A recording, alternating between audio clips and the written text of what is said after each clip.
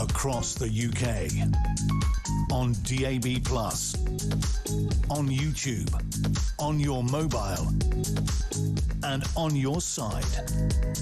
This is Talk.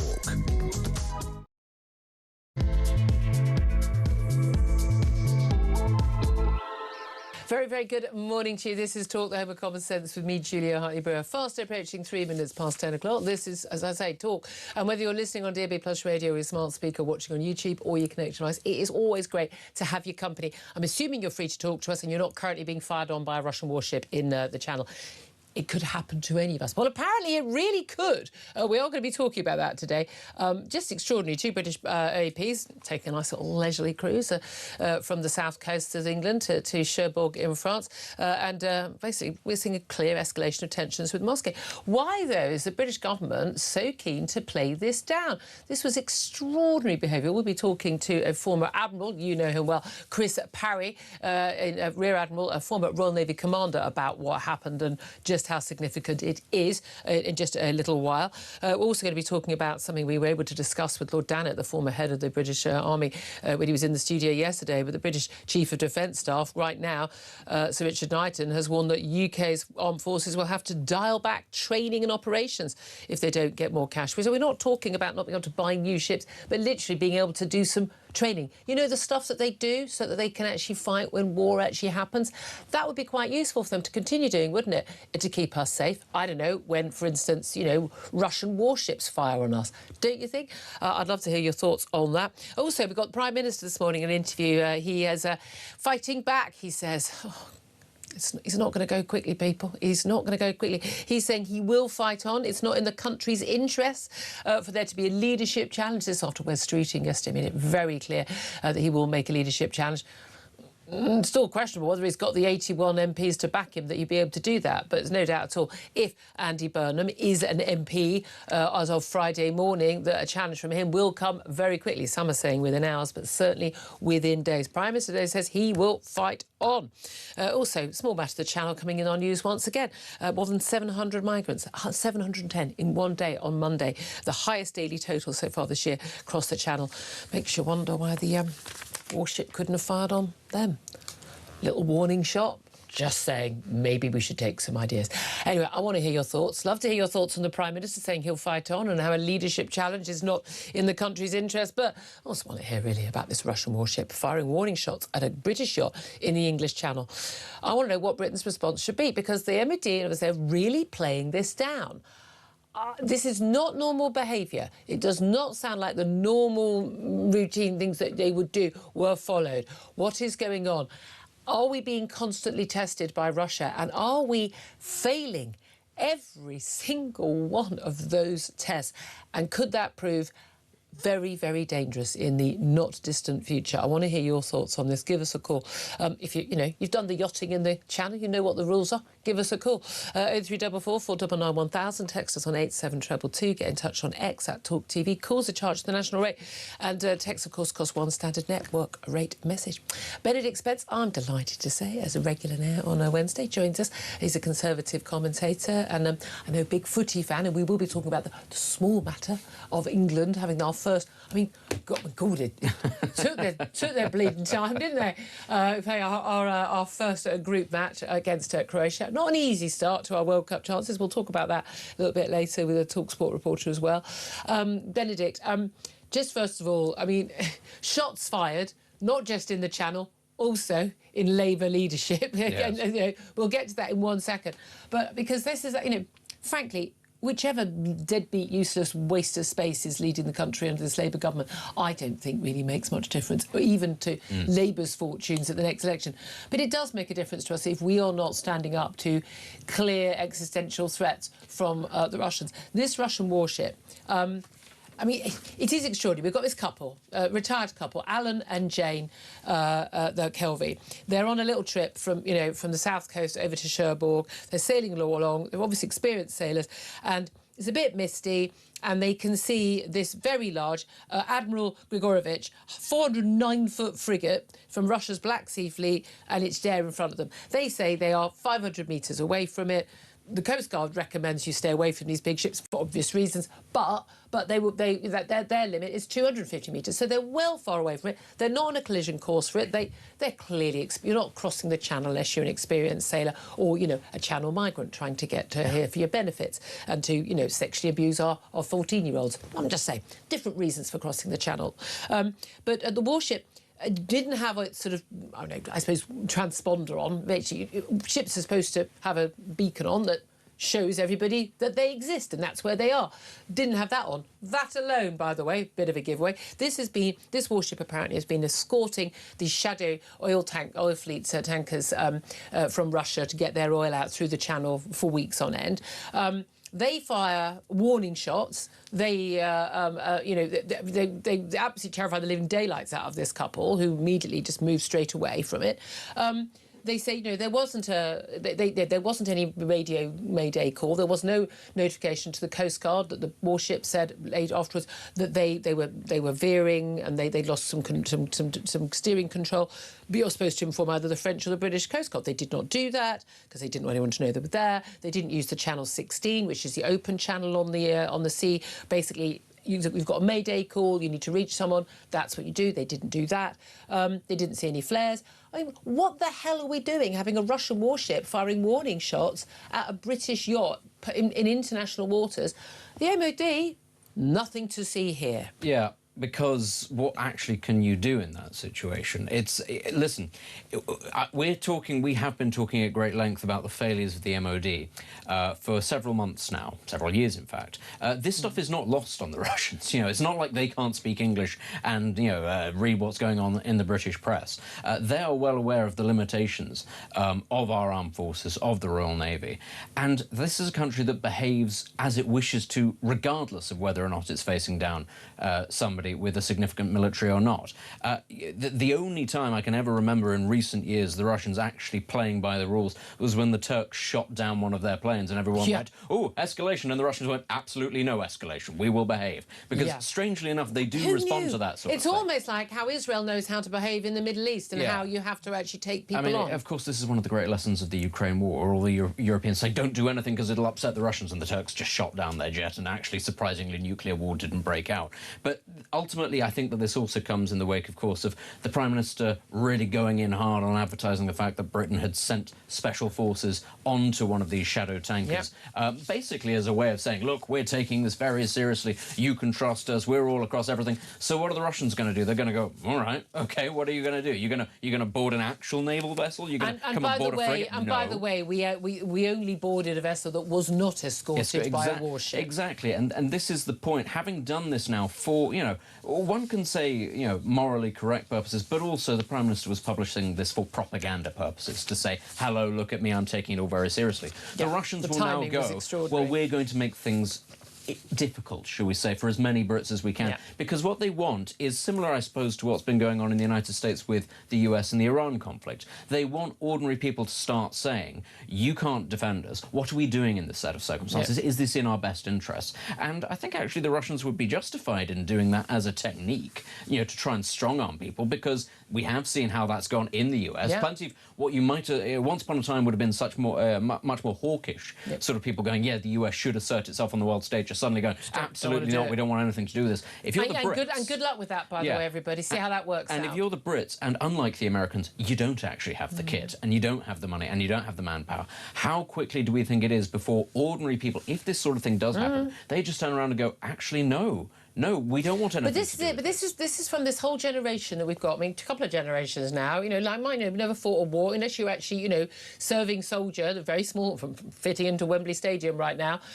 Fighting in the Falklands or going to Iraq or Syria or something. We have some Afghanistan, incredibly brave men and women who've been out on the front lines. But the reality is, most of us just aren't affected by war. And there's this whole thing: war is bad.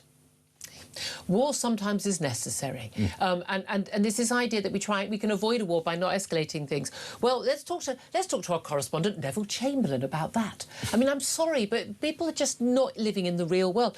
Russia you know, like Iran, like and China, they respond to power. They respond to not just the willingness, but the ability to use force. You prepare your defences, you spend billions on your defences, you get them ready, you train your forces, you show willingness to use them, and that is how you prevent the war.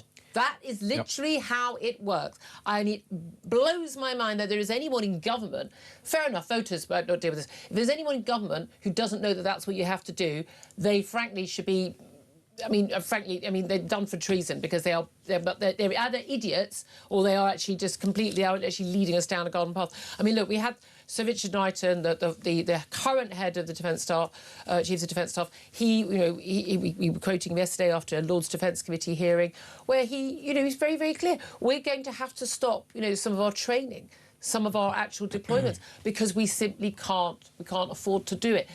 This is madness. This is insane. We've got a Prime Minister who apparently is still sticking to ironically, his guns in the few he's got left. To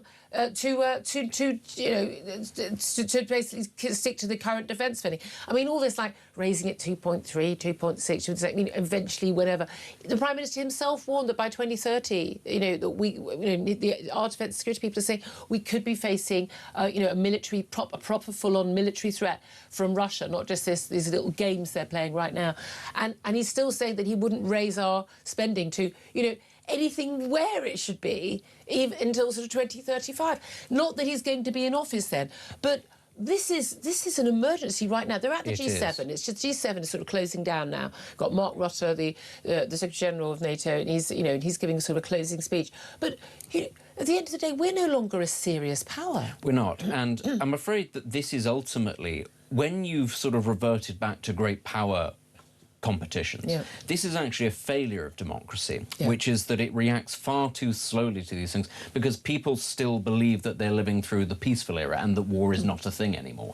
And so what you have now is a party in government which will absolutely not cut anything in terms of welfare spending because that's what its voters want. And it actually almost doesn't matter how much they say, oh, we might need to start spending more on defence. People will actually turn around in those constituencies and say, no, what about me? You need to look after me in my day-to-day life first. And this is what I've been promised for however long. And this is, I think, as I say, it is a real weakness within democracies that Russia and Iran and China, they don't have to bother with that. Can I just say, by the way, those working class voters who are demanding more, well, they're not working class, they're underclass, because the working class work, by the way, do harder work than people like us sitting here in a studio. But the working class voters, it's them and their sons who are going to be the ones who are going to be conscripted in a war, who are going to be sent to the front line. So, reality check, people. You're not actually doing these people a favour. That I'm afraid is the reality. Again, this abject weakness of our Prime Minister and failures of the last few Tory governments. Let's not deny that. We can go a long way back on this. But again, you get the deal you've got at that moment. You can say, look, they were willing to do all their lies about, we got in and we saw the books, £22 billion black hole. They should have also gone, and we've seen the security threats. And I'm afraid we're going to have to up our game on this front. What I love by there's a British couple, Alan Kelvey and his wife Jane. They said, we would have fired back if we had some weapons.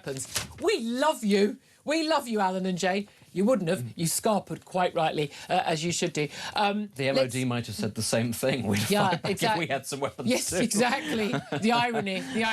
I mean, we're laughing, but this really isn't. It's much more serious. Meanwhile, by the way, 710 migrants crossing the Channel on Monday. Oh, and also we've got this, green-led London Council. This is Lambeth Council. I think we're in we're in Southwark. We're our building right now, but in Lambeth Council they've been branded extreme and dangerous after they vowed to pull their cooperation with any immigration enforcement. They're basically saying if we do have any sort of ICE-style immigration enforcement to actually remove illegal immigrants, no right to be in the country, small point worth making, they will not actually share any intelligence and information with immigration officers. It's very simple. Then you withdraw funding. If you don't cooperate with the democratically elected government, democratically elected councillors entitled, they can do what they want, but you don't get any central government funding anymore. And by the way, you send all of the illegal immigrants to Lambeth and then see what the voters think of that. It's a really simple way of solving that problem. A large part, again, this is another breakdown of democracy when you have a large number of people who come into a country over time, both legally and illegally, but ultimately, in the end, they and their children and their children's children get the right to vote. Those people are then going to start voting for policies that help people like them, not what the majority want. And I'm afraid to say that this is something that should have been foreseen. It is not, in fact, democratic to invite people from other countries and then say, you have the right to change our laws. That's what's happened here. I was just blown away the local elections to discover that a lot of people who were not actually British nationals. It's insane.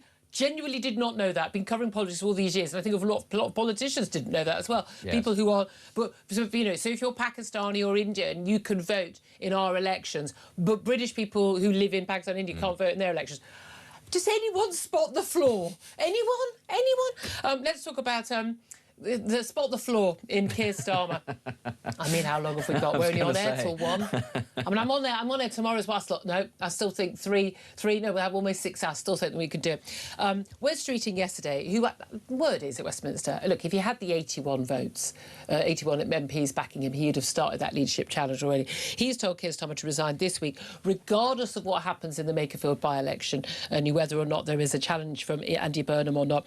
Basically saying he needs to go. He called the Prime Minister with an immediate timetable for departure.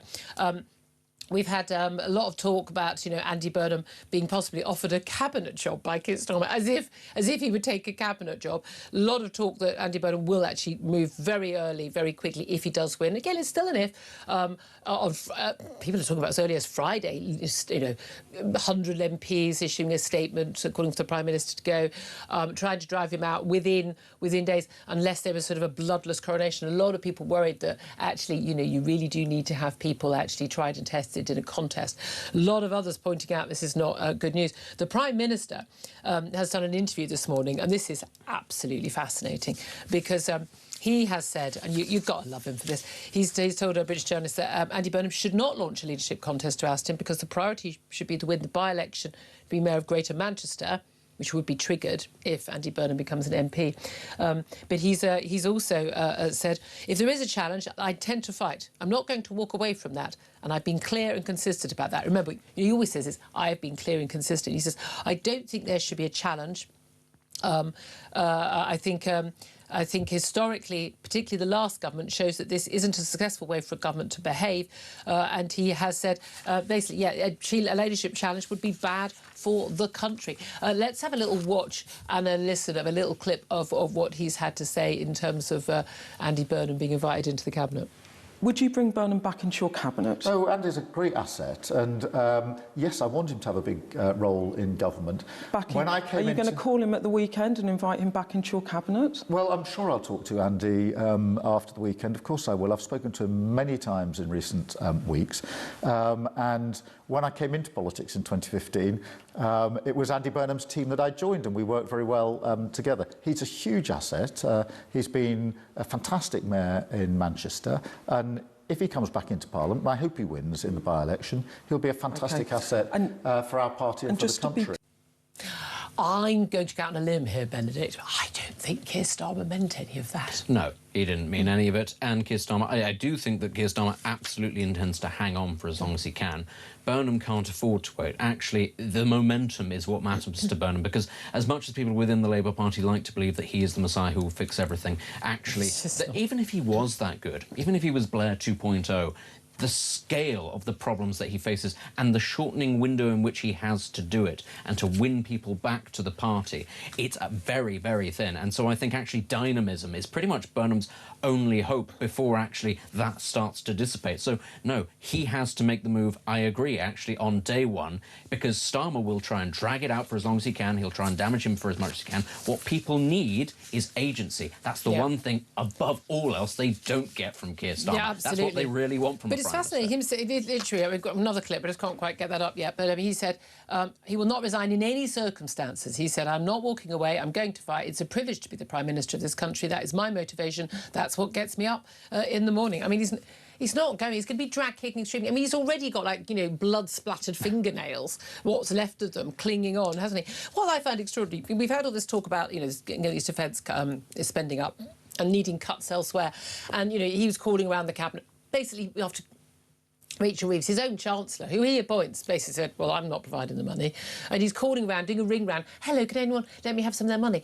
Sorry, the Prime Minister decides what the budget is. He's the First Lord of the Treasury. The Prime Minister decides what departments have to cut and what they don't. That's your basic... To govern is to choose. That's the kind of choice you have to make.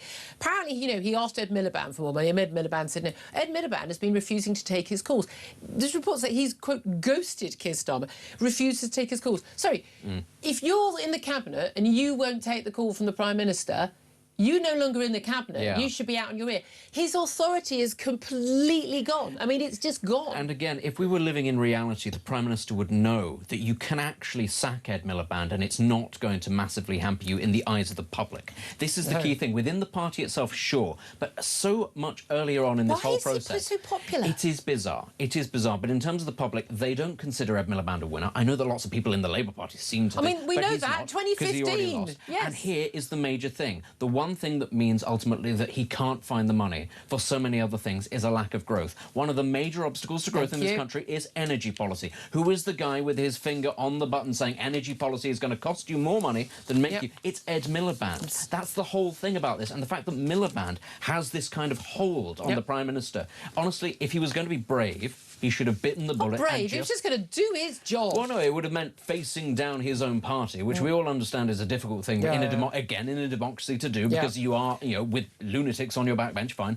but that was the person to face down, and he hasn't done it. No, exactly. We've also got to talk, by the way, just briefly, about the latest figures out yesterday on personal independence payments, PIP claimants. These are, you know, basically disability claimants, basically an excuse not to work, as opposed to the actual people who were properly disabled, who we should definitely be helping out. But more than 500,000 people are now receiving those benefits for anxiety orders, specifically for anxiety orders. They include people who've got acne and wet the bed. I mean, this is insane. I mean, this is properly... I have to live with both of those things, and I don't get free money. I mean, the acne was when you were 15 and the bedwetting was when you were 2. But nevertheless... But, I mean, this is... the bill for 16 to 24-year-olds is on course to soar to £9 billion a year by 2040, beyond the rate it's going. I mean, 40 billion in just 4 years' time for these claimants. These people can work. These people can work. I mean, there are addiction claims, you know, alcohol misuse, drug misuse. I'm not paying... I mean, I know there are... I mean, just sleep and fatigue-related claims. Chronic fatigue claims, irritable bowel syndrome, food intolerances, allergies, with no risk of... I've got allergies. I'm tediously allergic to cumin and turmeric. I haven't had an Indian takeaway in about 20 years. I miss it every day. The whole reason why we have mass migration and you can't partake in it. I know, exactly. And I mean, it's genuinely... This is insane. Every single one of these people should be at work, nothing to discuss, or, frankly, starving in the street. I'm really not that bothered which at this point, but I'm buggered if I'm going to work, paying taxes, for this lot to sit around at home going, oh, I've got an allergy to pollen. Sod off. Yeah, and the whole time we're told... skin. The whole time we're told we can't find people to work jobs, which is why we have to have mass migration. It's just mind-blowing. The solution to everything, I think you'll find, Ed Davey's got today. Lib Dem leader is making a speech urging Labour to drop the torpor and timidity on the EU and simply rejoin the single market. It's the solution to everything. Did you not know? Did you not know? Honestly, it is so frustrating. It's like I'm losing the power of speech. You'd get more sense out of Ed Davey if you try to put your head through a closed window whilst listening to him. Honestly, this is the response to all of these people. And this is precisely why we left. Because their answer to everything is outsource it to some undemocratic, unaccountable person overseas, and they'll solve it. The technocrats in Brussels know better than the god-awful, racist, bigoted, ignorant British voters, because we cannot be trusted, because when we were trusted with the referendum, we voted the wrong way. Yeah. Shame on you all. Don't do that again. Next Tuesday, by the way. It's the anniversary of one of the top 5 days of my life.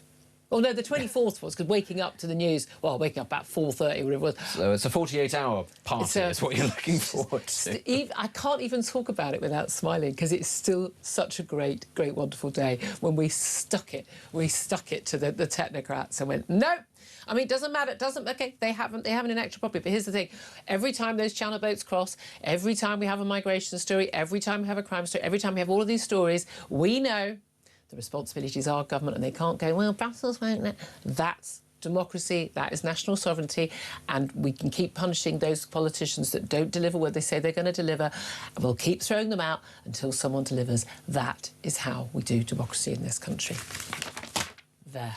Anyway, finally, let's talk about football. We don't do democracy in football. Weirdly, when it comes to football, they go for this thing called meritocracy. Yeah. It's really strange. This Still doesn't work for us, though, does it? All right, I was trying to be positive. But, you know, this weird idea that we actually have people who are good at what they're good at, what they do, representing the country. I know, isn't that a clever idea? We should try it in more areas of life. We got Harry Kane leading out our boys in Dallas, playing Croatia, first of our matches. Not probably the toughest match in our group, right to start with. They knocked us out of the 2018 World Cup semi-final, didn't they? So we've got a little bit of history. Yeah. Harry Kane is on top form. World class. I mean, he is properly world class. The man can't put on a bloody football boot without kicking it into a goal. Yeah. So I mean, just hope, fear, trepidation, Listen, anxiety. There's just something about the average Englishman. They do great work when they're over in Germany, and he's been there for some time, ultimately. It really turns you into a real winner. But he's been there for some time. He is world-class. Croatia are not the team that they used to be. They are still a very good team, but that was a golden generation for them. Do I think that we're going to... Listen, you can't say, as an Englishman, that this is our year, because that means it won't be. So I have to be pessimistic I'm being on everybody else's behalf. I'm being quite pessimistic. I don't feel that the World Cup has really been set alive yet. I don't feel the buzz. No. Because that thing is happening. There are too many games, random times of the day and night. Yeah. And there are way too many teams. It's going on too long, and you haven't got the focus you get when it's sort of, you know, taking place in one country or in a small geographical zone. But I have a feeling that tonight... We'll get into it. And we're doing better than Scotland having a 2 a.m. kickoff. We used to have got a 9 p.m. kickoff. At least Scotland won this time. I'll give them that. Finally, they won. Unlike the Scots, apparently the majority of Scots don't want England to win their games. I'm supporting all the home teams, absolutely. But mostly England. Anyway, we've got to go to a quick break. I want to hear from you, 0344 499 1000. What should Britain's response be to that Russian warship firing warning shots at a British yacht in the English Channel? Also, love to hear your thoughts on Keir Starmer saying he's not going to go. He's going to be dragged out kicking and screaming, folks. This is Talk, the home of common sense.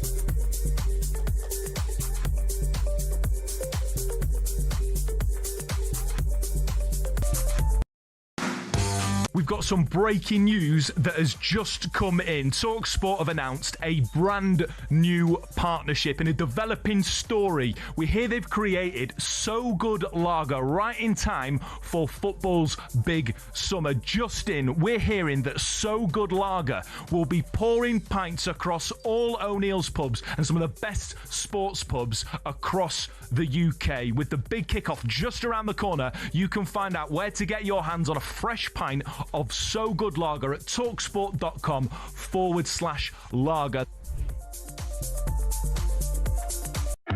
Across the UK, on DAB+, on YouTube, on your mobile, and on your side. This is Talk.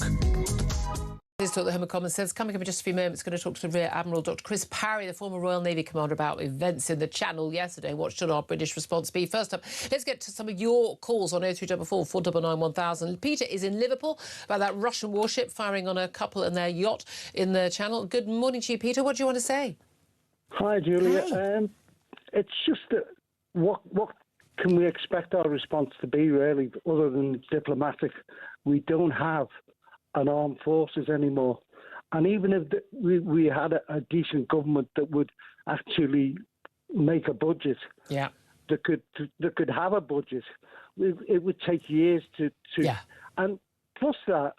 Where are they going to get these warships from? Are they going to buy them off the shelf from China or somewhere? Yeah. Because we haven't got the steel. They can't even have the authority to open a coal pit in Cumbria that was environmentally friendly to make the steel that we need. Can you just hold on a second while I have a little weep, please, into my cup of tea?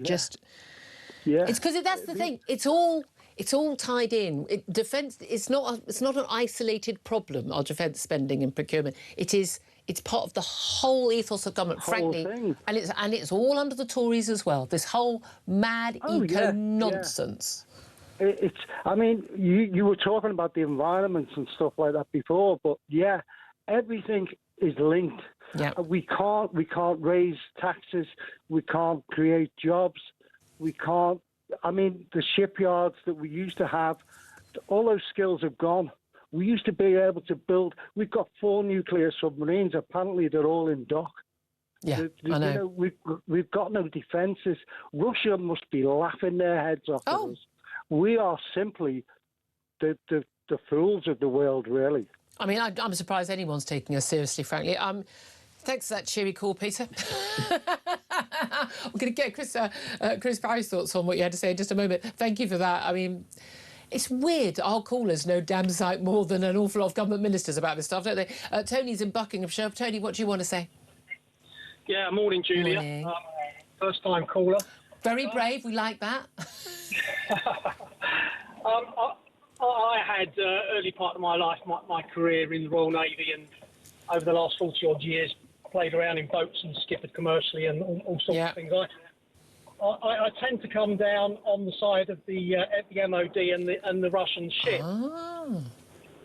Now, as I understand it, the Russian ship was not making way.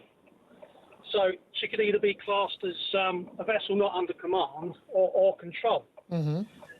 If you're on a sailing boat, which under the IMO regulations at sea give you right of way, predominantly. Mainly because you haven't got as much control over your movements. That's right, unless you are near a vessel that is not under command or making way, and within separation, commercial vessel separation zones. Now, I think that the sailing boat skipper was probably at fault here, in the fact that he knew that warship was there. He would have known that his distance was closing to that warship. It's generally bloody good advice to keep at least a mile distance. Yeah, they said the 500 metres. I'm not very good at my conversions, but they said they weren't on a collision course. Well, there's 2,000 yards in a nautical mile. Okay. So 500 they were much yards closer than that. Is within quarter of a mile of a warship. Well, hold on a minute. They couldn't have kept them up. They wouldn't have been. They said it was misty. Wouldn't have been able to see it, and it didn't have whatever this term is, but there's some sort of transponder. It didn't have a beacon on, basically showing that it existed. It was trying not to be seen. Yeah, I don't think it was misty. Looking at the weather forecast, it wasn't overly restricted in visibility. So within 500 yards, he would have certainly been aware that ship was there. They're big. That's a big frigate. Yeah. Okay. It is. Now, when you're sailing and you're getting into closer proximity, you take a bearing on other vessels. So he would have known that his bearing wasn't changing. Therefore, he was heading towards a probably. But he says he's experienced said he says he wasn't. But you think that actually we shouldn't play this up, and the MOD is right to play this down, and actually it was right. But there's lots more detail. We'll go into it with Chris Parry. But you reckon actually this wasn't what a lot of us are interpreting it as. The officer of the watch and the skipper of the Russian ship would have seen this small boat closing. Now, the thing about playing around in boats is a lot of it is interpretation and guesswork as to what the skipper of the other boat's going to do. Right, OK. Which is why you take reasonable precautions. Firstly, the skipper of the yacht should have had his VHF on channel 16 and turned up to audible. Well, and by all accounts, they said there wasn't any such warning. But by the way, of course, the British Coast Guard would have a record of any message on channel 16. They record all of that. So if there was a message, we would know there had been one. Tony, I'm going to have to leave it there because I've got Chris Parry waiting on the line. Thank you so much. Very useful call. Good to have your expertise. Thank you. Please do call in again. We're going to take a quick break, then we're going to be here from former Royal Navy Commander Chris Parry. Who does he agree with? Is it Peter or Tony? This is Talk.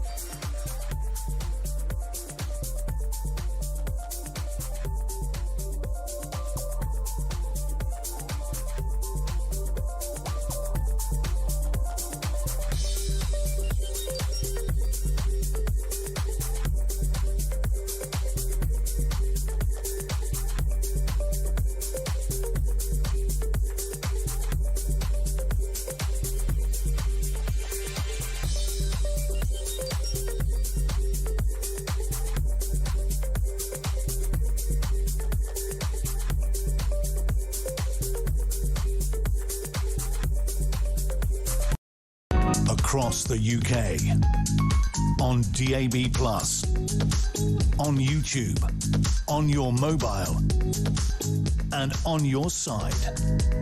This is Talk. Very good morning. Welcome back to the show. 10:38 is the time. I'm Julia Hartley-Brewer, delighted to welcome a man who will hopefully be able to give us a definitive view on that Russian frigate, warship, firing shots close by, as warning shots to a British couple, pensioner couple on a yacht in open waters in the Channel yesterday morning. Chris Parry, CBE, is a Rear Admiral. He's also a former Royal Navy Commander. Good morning to you, Chris. Tell us, what do you think happened? And what should our response be? And who was in the right and who was in the wrong from what we know so far? Julia, I spent the last 20 hours or so listening to loads of people who muck around in boats. And I'm afraid almost all of it is tosh. Oh. And I've just heard some tosh from one of your callers as well, I'm afraid. Here are the facts. OK, you're advised not to come within 500 yards, not meters, yards of a warship. You're absolutely prohibited from coming within 100 yards. Now, the rules concerning collisions and avoidance at sea say that sail always has priority with regard to a powered vessel. Yeah. Now, as I understand it, the Russian frigate was stationary. It wasn't conducting any special operations, and it wasn't constrained by any sort of channel. Therefore, the frigate had to give way to the yacht within the proviso that the yacht really shouldn't approach within 100 yards. That's the point. Okay? But the yachting couple say, this is Alan and Jane Kelvey in numerous interviews, and they've just said, we weren't on a collision course with it. We weren't that close to it. We weren't sailing at it. We weren't going to collide with it. So I believe that. But there's another issue as well. Why would you do that, by the way? They're not idiots, clearly. Well, if you see a warship, it's actually a tourist attraction, isn't it? It's what we call goofing. When I was commanding warships, the number of ferries and others that diverted to come and have a look at us, we always used to wave, not fire warning shots. Yes. At the end of the day, when you've got 20,000 shaft horsepower, you can motor away. Yeah. This is ridiculous. But I think one thing I'd like to say, Julia, is that every single Russian captain right now is absolutely paranoid about suicide vessels. So if you look what's been happening in the Black Sea, they desperately don't want anything that looks like, possibly a suicide boat or an unmanned vessel coming near it. Because that's what's happening in the Crimean War. Yeah. So, right. I mean, there's a famous story in 1905, Julia, when the Russian Baltic fleet was sent to go and deal with the Japanese in the Russo-Japanese War. They came across some British trawlers in the North Sea, and they opened fire and sank two of them. And the British Home Fleet was mobilised to go and deal with them. But the Russian admiral said, I can't believe how useless my fleet is. And in fact, they went round and got completely annihilated by the Japanese.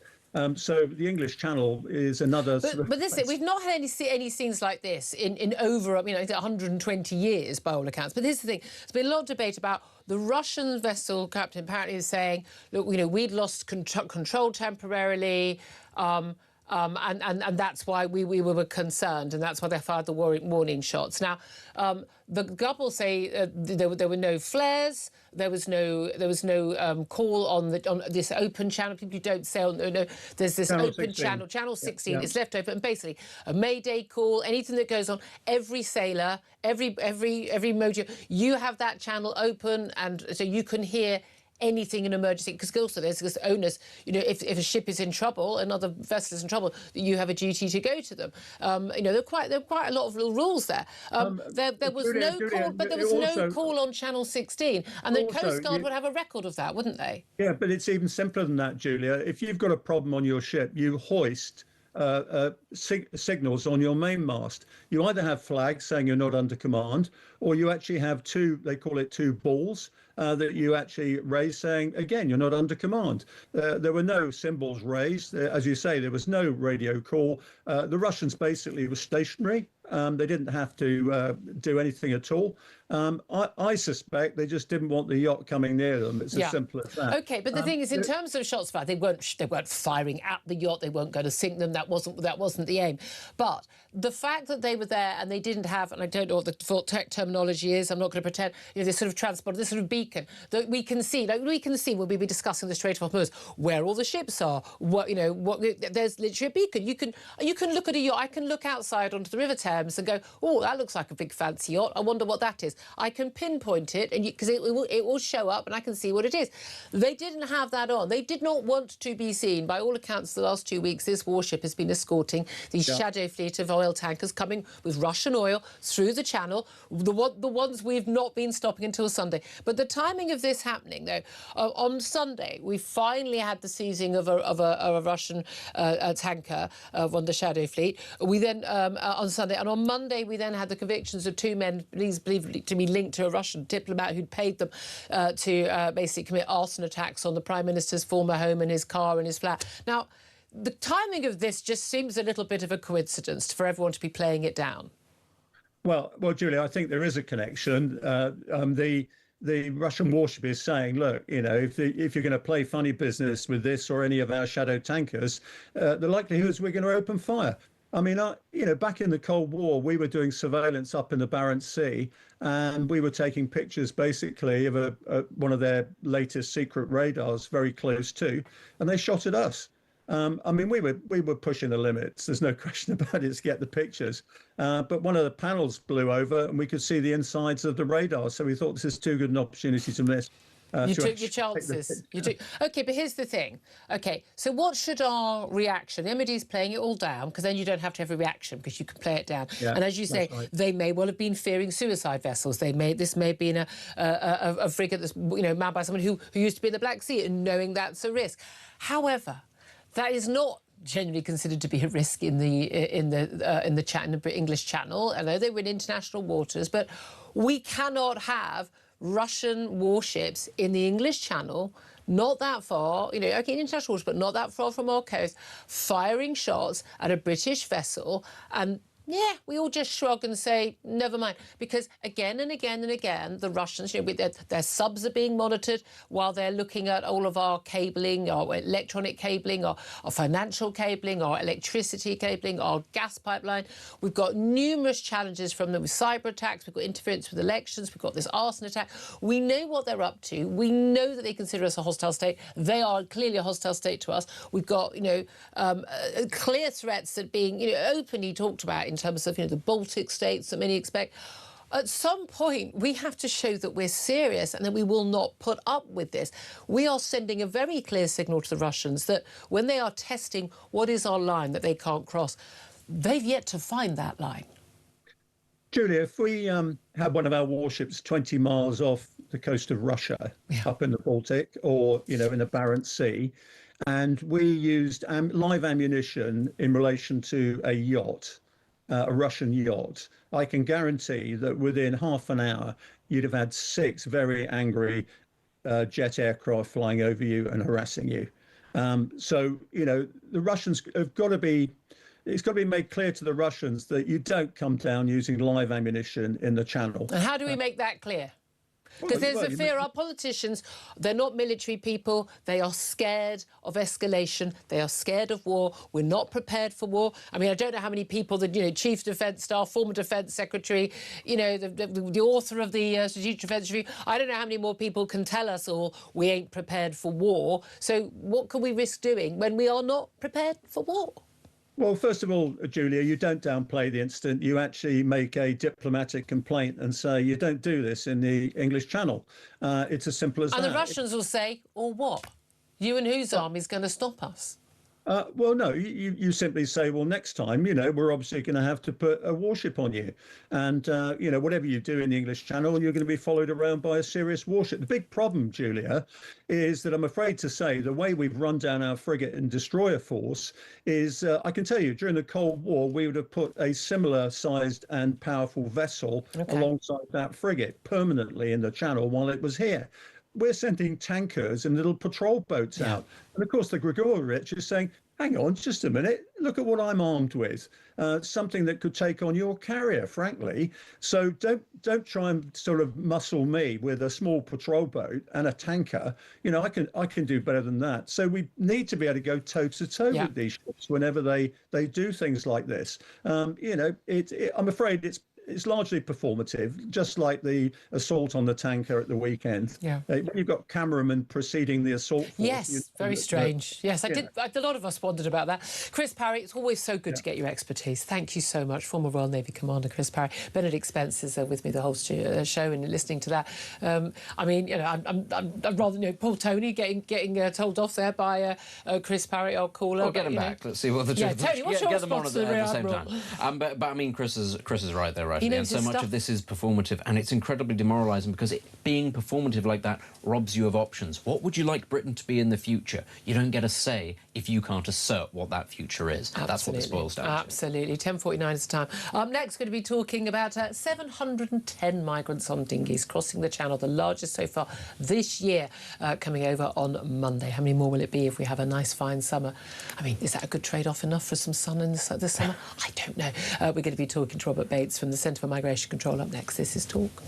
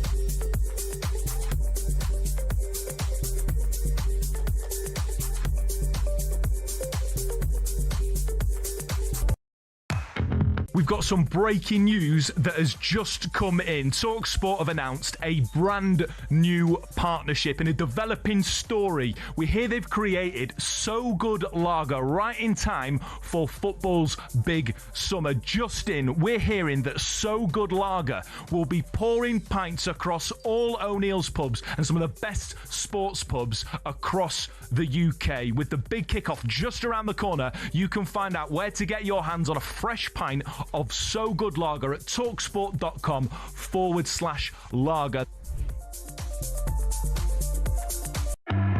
Across the UK, on DAB+, on YouTube, on your mobile, and on your side. This is Talk. 10:51 is the time. This is Talk, the home of common sense. Well, the fabulous news about what's been going on in the Channel. We can't take on Russian frigates firing on our pensioners on their yachts. If only they would think about maybe taking on the Channel migrants in the dinghies, then I wouldn't have such a problem with the firing of warning shots. Maybe we should think about doing that ourselves. 710 mostly young men, they always are, mostly young men, arrived on our shores on Monday on those channel boats over from France. And people have been saying that, the number of people who've arrived in Britain so far, the boats has gone down. Yes, it has. But that's really only because of the weather. It's always only because of the weather. Let's talk about this with Robert Bates. He's Research Director at the Centre for Migration Control. Very good morning to you. Morning, Julia. Thanks for having me. Thanks so much, as always, for joining us. Thank you. I can genuinely thank you for all the amazing work you do on this issue, putting all the numbers together and everything. But, highest daily total yet for this year. It won't be the highest for the year. We're just entering, the big season, aren't we? We often go, I think until last weekend, we went, about 10 days or something without virtually anyone arriving. And everyone goes, yay, the government's policy is working, the gangs are smashed. No, it was just bad weather. Basically, I'm sorry, but the BBC weather forecasters have more say over how many people arrive here than Keir Starmer does, don't they? Well, that's quite right. And I think actually what the staggering figure of Monday does show is that, yes, we have had a few quiet days for the very reasons you identify, but the demand hasn't abated. The supply and the ability to facilitate that demand hasn't abated in any way, shape or form. We've still got people smugglers that are absolutely running rings around French enforcement and any strategy that the Home Office has been able to conjure up. And actually any strategy the Home Office is putting in place is probably already outdated because the people smugglers have moved on to new devices. We've seen it with them moving up the channel ever so slightly into Belgium a bit more. We've seen them, repeatedly outfoxing any attempts, lackadaisical as they are, from the French authorities to actually stop their departures. And I think, unfortunately, the Labour government are very good at spinning this when it comes to the numbers are coming down. Well, yes, the numbers are coming down, but the numbers were a couple of years ago were so high that are we really saying that just because we've come down from that peak, we're in any way out of crisis? Yes, and again, it's this idea that, what is an acceptable number of tens of thousands of young fighting-age men coming to our shores from war-torn, basket-case, third-world countries with completely alien cultures? To the nearest 10,000, what would be an acceptable number? That's the extraordinary question they're expecting us to answer. Well, it is, and I think actually we've all become a bit numb just to how extraordinary what we are seeing in the channel. It's when these small boats first started in 2018, we had the Home Secretary coming back from holiday. It was crisis all over the front pages of the newspaper. There were sort of emergency meetings being organised because it was recognised for what it is, a security threat. We're now actually in a much worse situation because, of course, we've had over 200,000 cross the channel. Hardly any have been removed. About 5% have actually been removed from the country. And most of those went voluntarily. Well, exactly. In many cases, without the Home Office even realising, of course. So we've got, a huge number of individuals that are already in the country. That in itself is a crisis. Even if the flow across the channel does come down somewhat, we still have this inability to remove those who, as you say, come from culturally distant nations. Yep. We know we've seen repeatedly some of these crimes that are being committed, the escalating asylum crisis. And I actually don't think that even if another boat never crossed the channel, we would still have a crisis on our hands just because of the sheer number that are being put up. Oh, absolutely. Here's the thing. We always talk about the boat numbers. They're still coming through in lorries as well. They largely moved from huge numbers in lorries to huge numbers on the boats. But they are still coming through in the lorries in other methods. There are still people, again, huge number of people who are getting into the country by hook or by crook, either on some dodgy visa or just arriving, as a tourist, and then claiming asylum when they get here. I imagine there are also plenty of boats that are getting across the channel where they've not been intercepted. No one has any idea whether these people are here or not. Well, that's exactly right. And the Telegraph actually reported a couple of weeks ago that there have been, landings in places up in East Anglia and so forth, places you wouldn't expect to be seeing them. There are no controls. We were talking a lot about this couple, getting fired on in the channel. But, if anyone has ever been, gone on, friends' boats, tootling around the Isle of Wight. And there are no controls at these ports. You just tootle in, tootle out. No one checks anything. You could, it amazes me that a lot of these channel migrant, people traffickers aren't using yachts rather than dinghies, for the people who are willing to pay a bit more. And, steal a yacht, send it over, lovely jubbly, gets there safely, everyone gets paid. No one's got to worry. No one even knows those people are in the country. I'd be amazed if that's not happening on a scale. Well, exactly. I could well imagine that being a revelation in the next couple of months, Julia, to be perfectly honest. And the reason that we're not able to actually address the reason why we have this problem is because we don't in this country have anywhere near the level of immigration enforcement and clampdowns on illegal working that we should be having. The immigration enforcement in this country has a budget that's actually less than a lot of local authorities. They're not backed. They don't have the resources. They don't have the access to the data. And it'll be so simple to do. I mean, you can't employ someone. You know, I remember how, employing like a cleaner or, when my daughter was young, employing a nanny, I need to see your passport to know that you're legally here, you're able to work here. I mean, my daughter did a job in a bar and she had to go and produce her passport in person to get a job in a bar. I mean, good employers, legal employers are doing this. Any employer who is found to be employing someone without absolute proof that they're legally in the country and legally allowed to work should, face 5 years in prison and a 200 grand fine. You could solve that very quickly. Well, exactly. It needs to be a far tougher than it is. The fines, although they are being increased by this government, are still prison time. It's got to be prison time. That always focus minds. And there's so few actual raids going on, and we know which industries are the ones that have a greater propensity for illegal working. It's clear as day. So I think it involves a lot more holistic approach than is currently the case. Unfortunately, it involves sort of talking about the hostile environment that was raised by Theresa May when she was Home Secretary, and that now has a very, very sort of negative connotation. Well, yes, well, for the wokerati, I mean, there should be a hostile environment to people who are not legally in the country. But have you seen the story about Lambeth Council in South London, which is now led by the Greens? I mean, good luck to people living there. Well done. I hope that works out for you. But they've been branded extreme and dangerous, quite rightly, I think. They pulled their cooperation with immigration enforcement, with the Home Office. They expressed fears about Home Office raids causing fear and dividing communities. Well, I mean, sorry, if you've got a problem with people being raided because they'll say it's because they're black or brown. No, it's not. It's because they're here illegally. If people are here legally, it won't be a problem. But I mean, they just say we just won't cooperate. Well, then the Home Office shouldn't cooperate with them and they should withdraw all state funding, shouldn't they?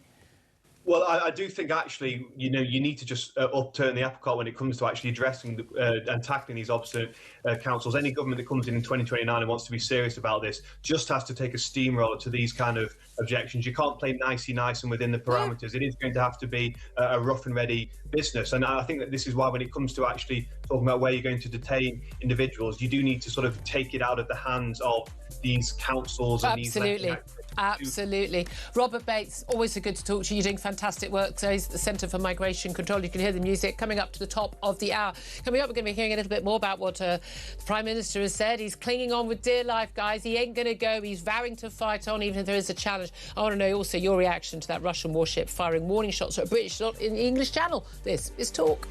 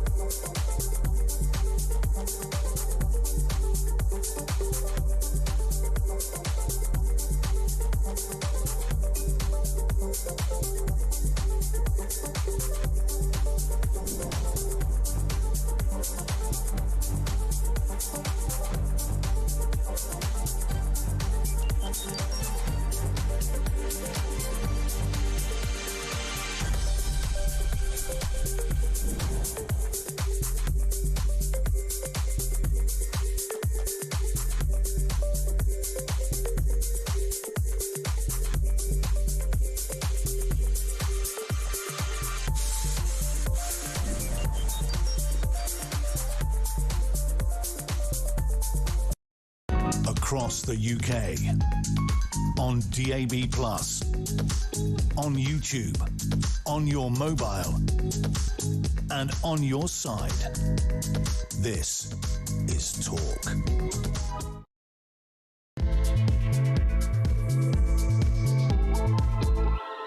Very, very good morning to you. This is Talk, the Home of Common Sense with me, Julia Hartley-Brewer. And whether you're listening on DAB+ radio or your smart speaker watching on YouTube or on your connected device, thank you so much for your company. If you've missed anything from the show, and you should be regretting you have, go to my YouTube page, hit subscribe, you never have to miss a thing. It's called, you'll never guess this is genius, the Julia Hartley-Brewer Show. There you are. I don't know how they came up with that. Anyway, coming up in this hour, we're discussing more about that Russian warship firing warning shots at an unarmed yacht crewed by 2 British pensioners in the English Channel. Fresh escalation of tensions with Moscow. Were they in the wrong? Was the frigate in the wrong? Is this actually all about what's been going on in the last few days? Thus seizing that vessel from the Shadow Fleet, and indeed that conviction of 2 men linked to a Russian diplomat firebombing the Prime Minister's former home. Also going to be talking about why on earth 500,000 people claiming to have anxiety or other mental health problems are claiming PIP, personal independence payments, thousands of pounds a year, including, by the way, people who've got acne and who bedwet. I'm not actually joking about, and people who've got allergies. Not ones that could risk them dying, like anaphylaxis. No, just allergies. So I won't be here tomorrow. I'm off to claim benefits.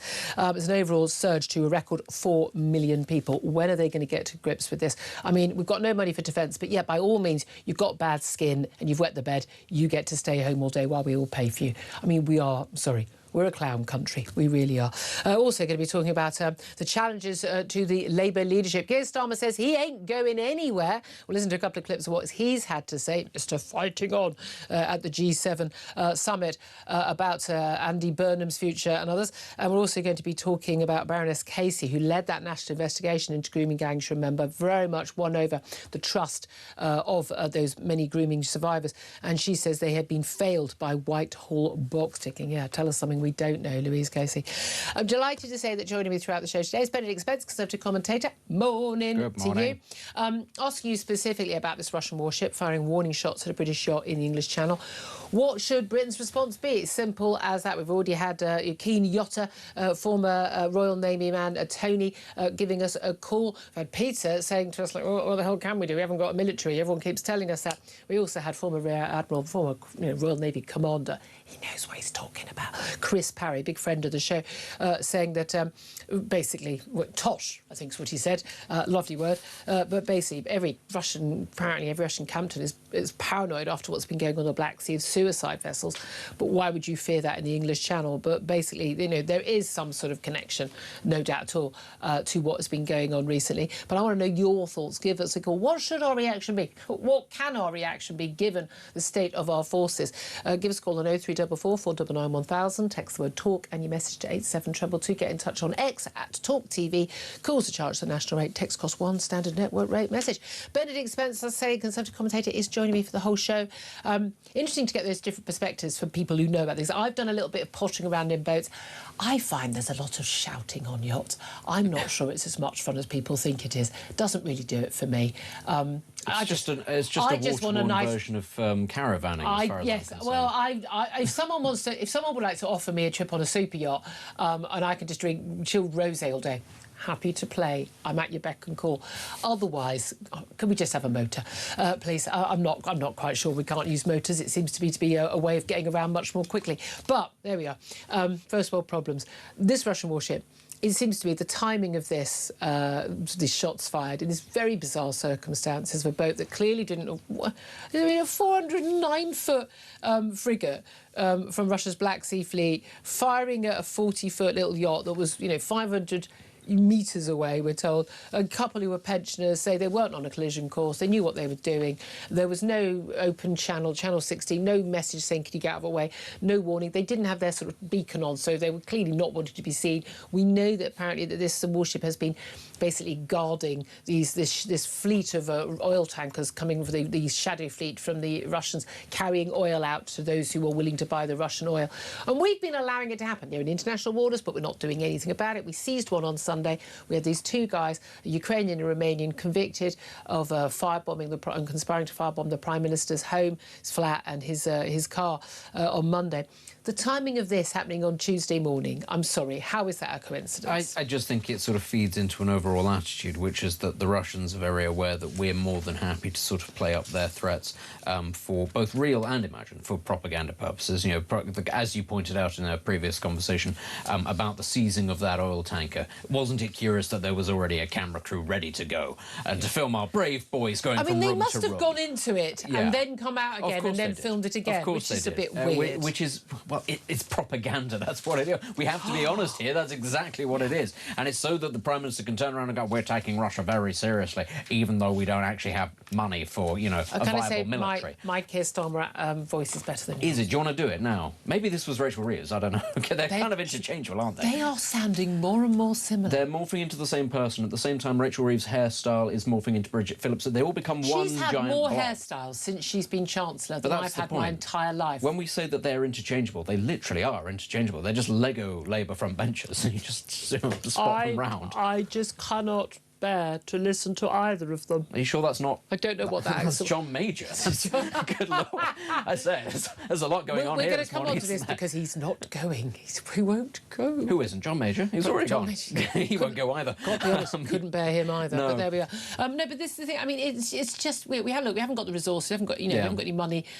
We've had warnings from the former Defence Secretary, former Armed Forces Minister, plenty of other former Defence Secretaries, former chiefs of defence. We've had the current Chief of the General Staff only yesterday saying at a Lords Defence Committee that basically we're going to have to scale down even our training and military action because of the lack of funding. And we're told that the new Defence Secretary Dan Jarvis, who by all accounts very, very solid soldier, very well respected on all sides, politically, that he may well he's basically had to accept pretty much the same amount of money that John Healey, the outgoing Defence Secretary, said simply wasn't enough. This is not a serious government when they're spending more and more on defence and this net zero eager stuff. And the Prime Minister apparently can't get his calls taken by Ed Miliband. He won't even take his calls and hasn't got the guts to sack him. I mean, a lot of the problems we're in is it's not just like there's long-standing issues, but there's also a lot of it is simply down to a weak and unfocused Prime Minister. Yeah, we have to remember that as much as voters would like their various pet thing to be the most important thing, actually the whole point of a state is defence, first and foremost. If you don't do that, then you are, not fulfilling your duty. It's not the NHS. Defence against attack from a foreign power, and then it's defence, and then it's law and order within. Then it's maintaining nothing your else. rights. Nothing else matters before the health. Healthcare, schooling, your pensions. none of that comes close to those first two duties of care. Yeah. If you don't have law and order, if you don't have defence of the realms of our borders, I mean, they're failing on the, let's have another 200,000 young men from war-torn countries of fighting age entering our country. We'll put them up in Airbnbs. I mean, I'm sorry, we are in insane territory. It is. It's not joined-up thinking, it's not coherent thinking, and it's not safe thinking. Yeah, and it's why when ultimately for years we had people with a straight face talking about the wickedness and uselessness of borders, the alarm bells were ringing for a lot of us even then, and this should be the standard across the general public. You shouldn't be sat there going, oh, but I'd quite like a little bit more to go on this or this, that and the other. No, that's the first thing that you spend your money on. But I would also say very quickly, how much money you spend is irrelevant if you just set fire to it, because ours is the 5th most funded military in the world. We've got a lot less bang for our buck. It's appalling. But an awful lot of the conversation people have, we need to fix this, need to fix that. Basically, the roof has caved in, right? The roof has caved in, and people are standing there saying, shall we refurbish the kitchen? No, you need to mend the roof first. You need to get the basics right first, and then you do the rest. The kitchen, I'm afraid,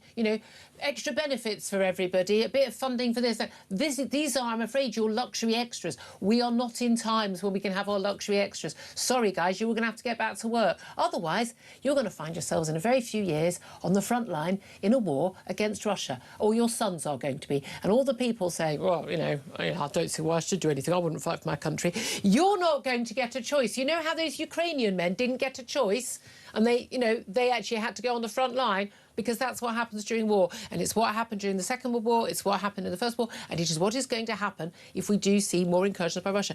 If you were in charge, Benedict, God forbid, other than the fact that everyone would be required to wear a suit and a tie at all times. It would be a good start. That would be the first rule.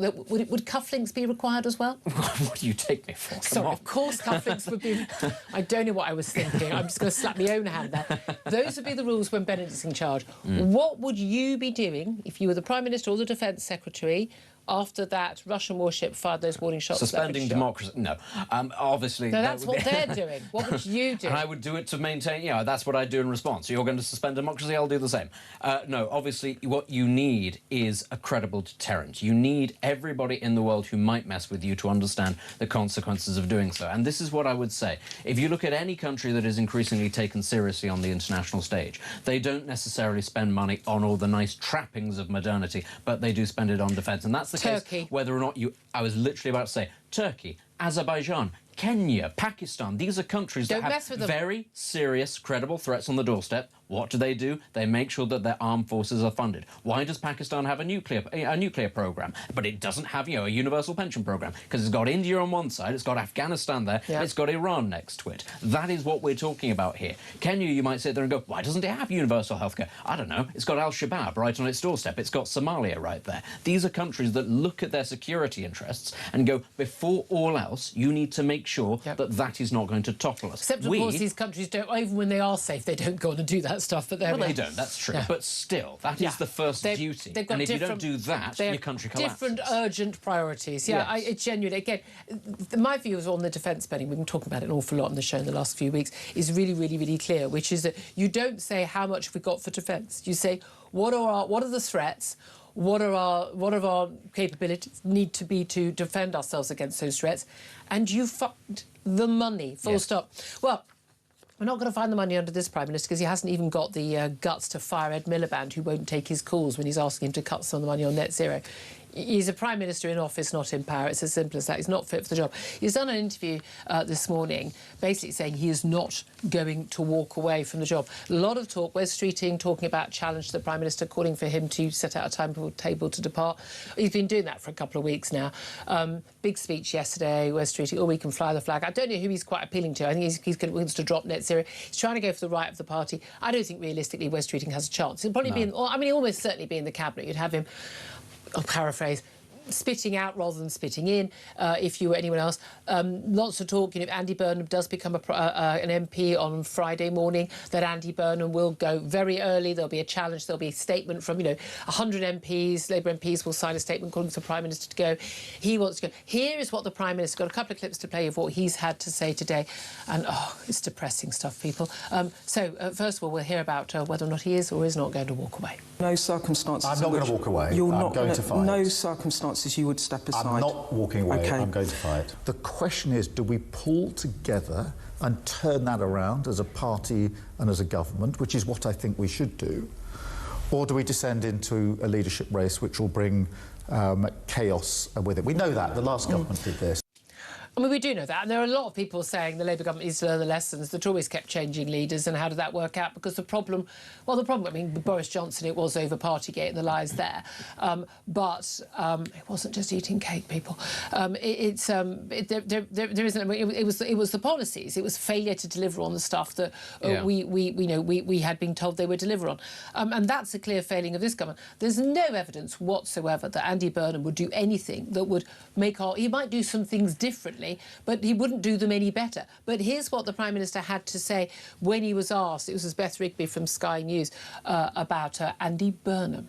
Would you bring Burnham back into your cabinet? Oh, Andy's a great asset, and yes, I want him to have a big role in government. Are you going to call him at the weekend and invite him back into your cabinet? Well, I'm sure I'll talk to Andy after the weekend. Of course I will. I've spoken to him many times in recent weeks, and when I came into politics in 2015, it was Andy Burnham's team that I joined, and we worked very well together. He's a huge asset.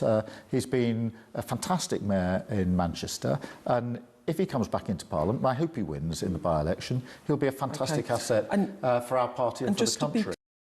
I don't think Keir Starmer meant any of that. I love that he's spoken to Andy Burnham many times in recent weeks. Like, yeah, why don't you leave me alone? Let me keep my job. But it's fascinating when he's asked, will you bring Burnham back in? He says he's a great asset. He goes, I want him to have a big role in the government. Yeah, Andy Burnham also wants to have a big role in the government, except not the role that you want him to have. Look, I mean, look, I'm going to have to read the Makerfield candidates out at some point anyway, so we may as well just give in to that. Let's just plough through it. Soz everyone. Yeah. I don't know why they make me do this. Other broadcasters aren't made to do this. If you look at our website, there's a list of the candidates.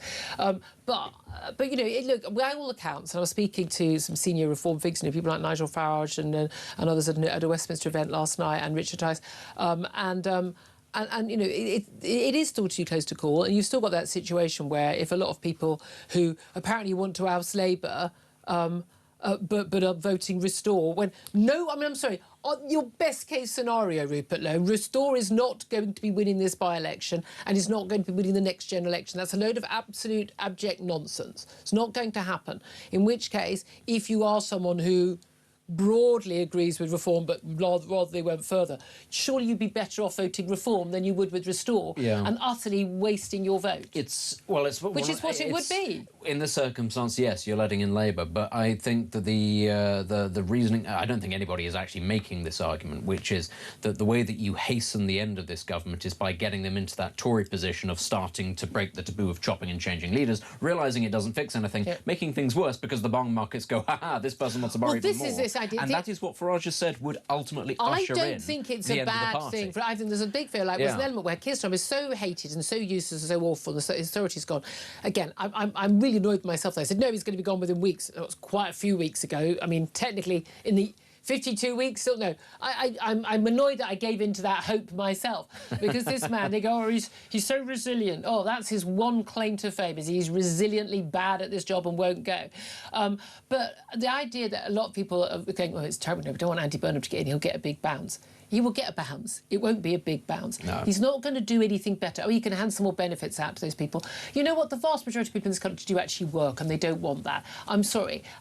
Whatever bounce he gets is going to be in the same people, the same people who were going to vote Labour anyway when it came down to it the next election. And he is not going to be the great white hope that the left thinks he's going to be. Well, that's the thing. And I like the guy. You've got two options, basically. One is he sticks it out for 3 years, in which case he loses in 3 years, because there is no way that he can change the structural issues in the amount of time. And if he appoints Ed Miliband as his Chancellor, lols. That is why people are talking about perhaps the best option for him is calling a snap general election.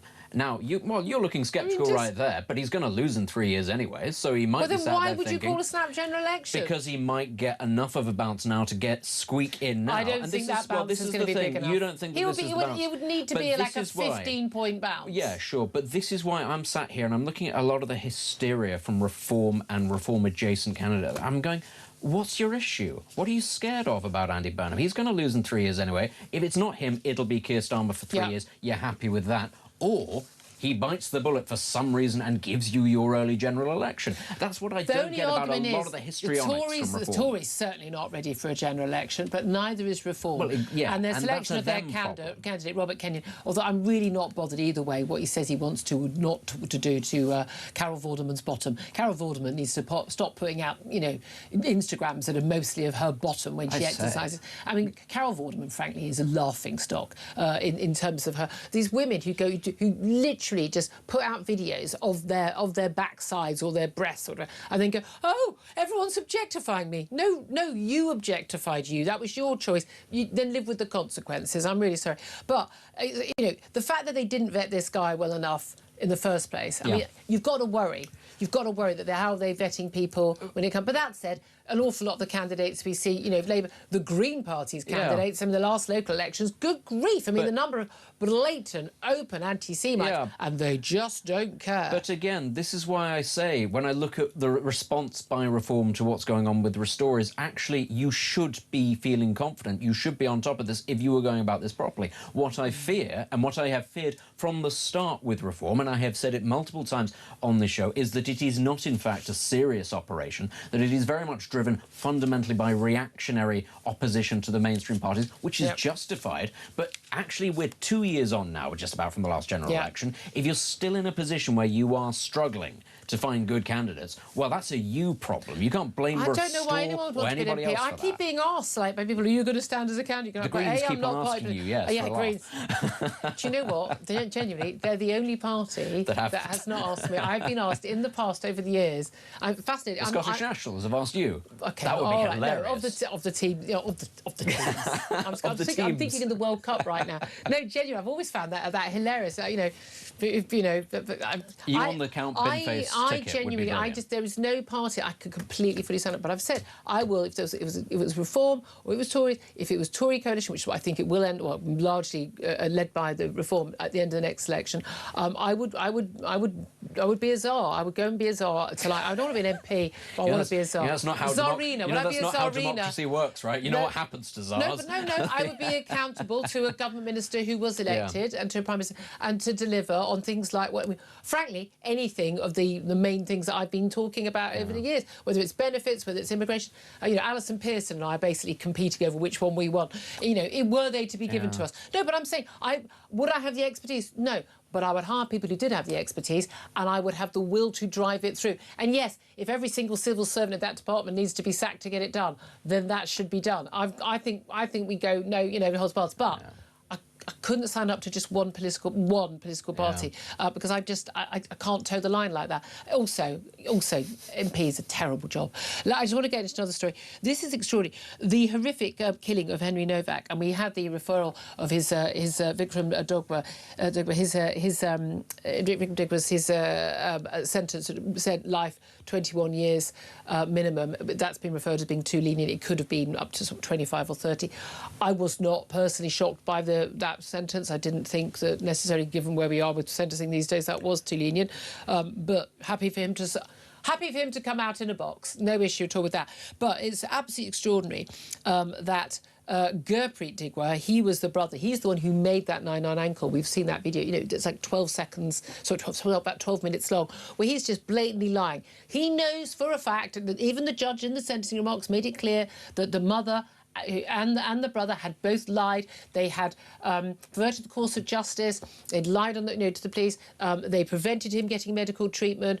Clearly committing criminal offences. And yet they're not. The brother has not been charged. That was the police's decision not to send it to the CPS and for there to be no charges. That is unacceptable. I think the difficulty here is going to be being able to necessarily go to a court with enough evidence to say that you can prove beyond all reasonable doubt that he knew that this was, let's be clear here. If he's hearing second-hand from somebody, we don't actually know whether or not his brother came up to him and said, he wasn't racist, but that's what we're going to say. There's an audio tape in the police car when the killer and his brother are sitting in the car, speaking in Punjabi, thinking no one can understand them. Police were taping them, where they're talking about how they're going to, what they're going to do and all their lies. So he knew at that point he had lied, and when you don't tell the truth to the police under oath, I'm sorry, in a police interview, I'm sorry, no, not under oath in a police interview, but the only thing that I can possibly get from this is that they don't think that there is enough evidence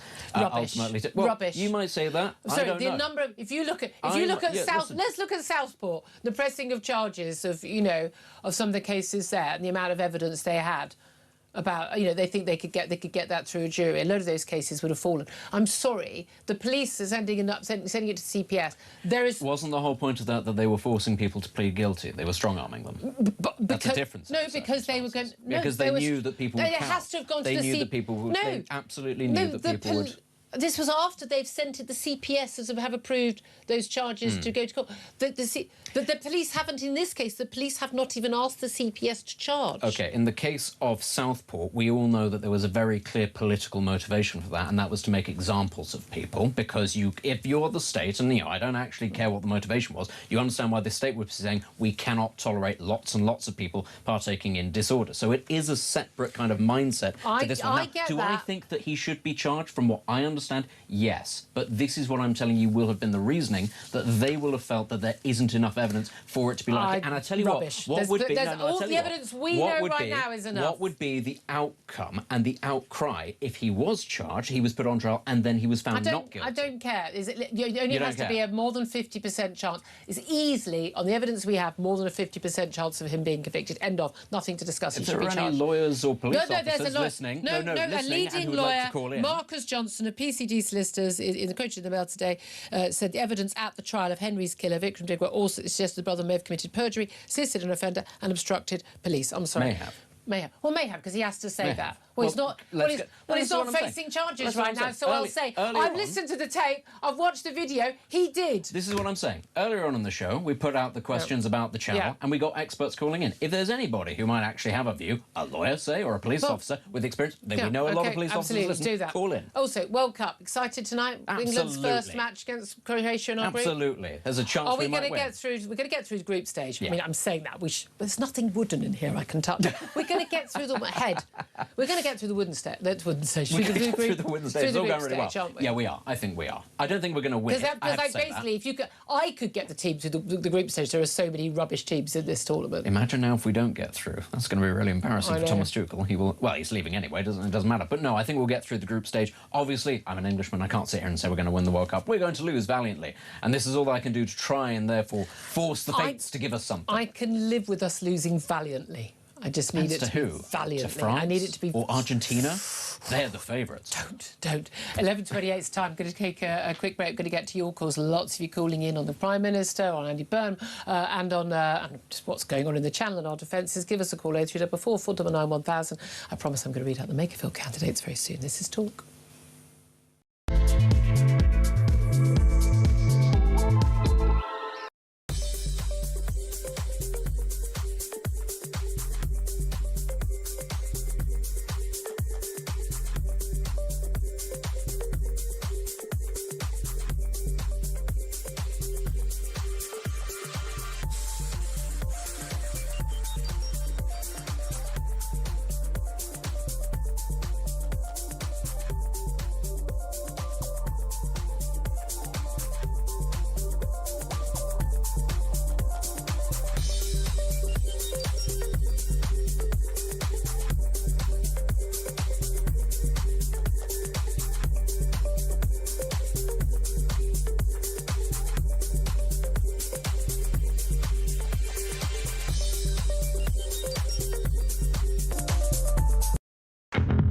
We've got some breaking news that has just come in. TalkSport have announced a brand new partnership in a developing story. We hear they've created So Good Lager right in time for football's big summer. Just in, we're hearing that So Good Lager will be pouring pints across all O'Neill's pubs and some of the best sports pubs across the UK. With the big kickoff just around the corner, you can find out where to get your hands on a fresh pint of So Good Lager at talksport.com/lager.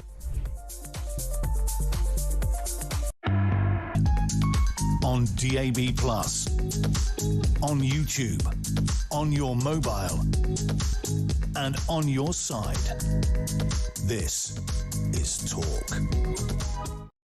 Good morning, welcome back to the show. This is Talk, the Home of Common Sense. Carl Turner was a Labour MP, now an independent MP. He's going to be up in just a couple of moments. Also going to be talking to Grieving Gang survivor Sammy Woodhouse about what Louise Casey, the Baroness, has said about basically them being, all the survivors simply being utterly betrayed by a tick box culture in Whitehall. Yeah, something we've been knowing about for many years. Let's go to your calls on various different topics. 0344 499 1000 is the number to get in touch. Andrew is in Hertfordshire. Hello, Andrew. How are you?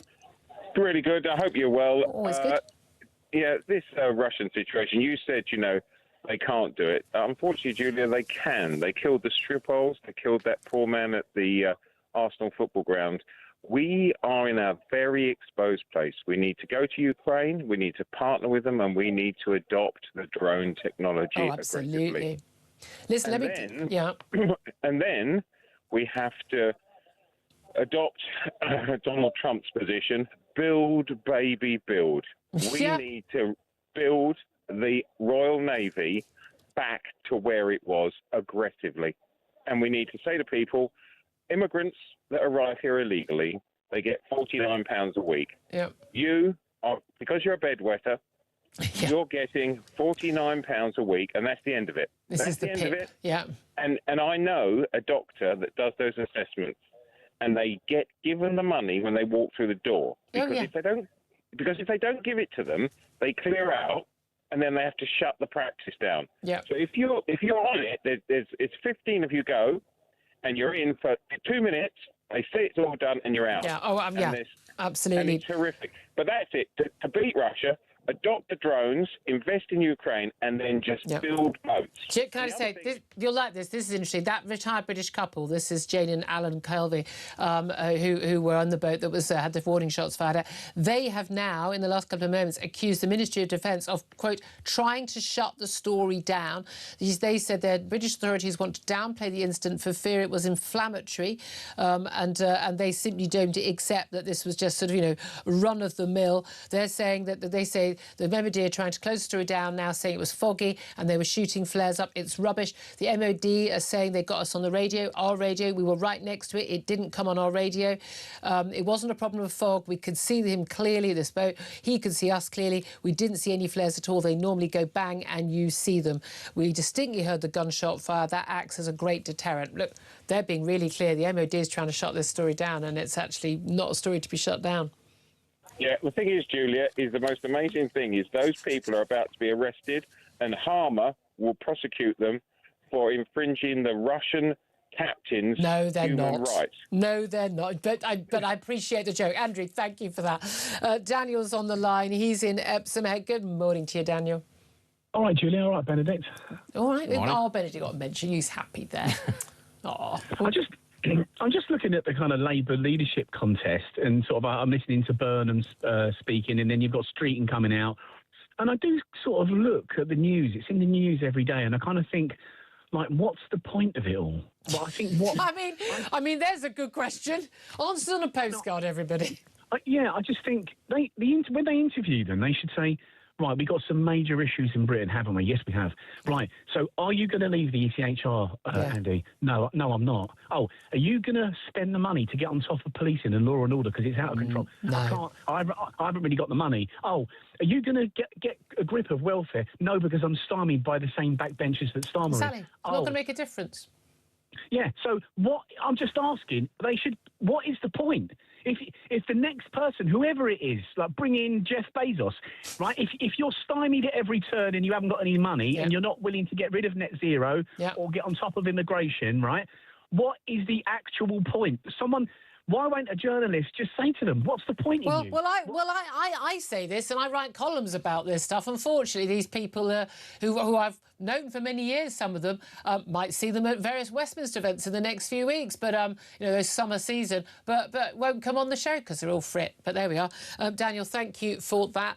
11:35 is the time. We'll ask our next guest after the break, Independent MP Carl Turner, what he makes of it all. This is Talk.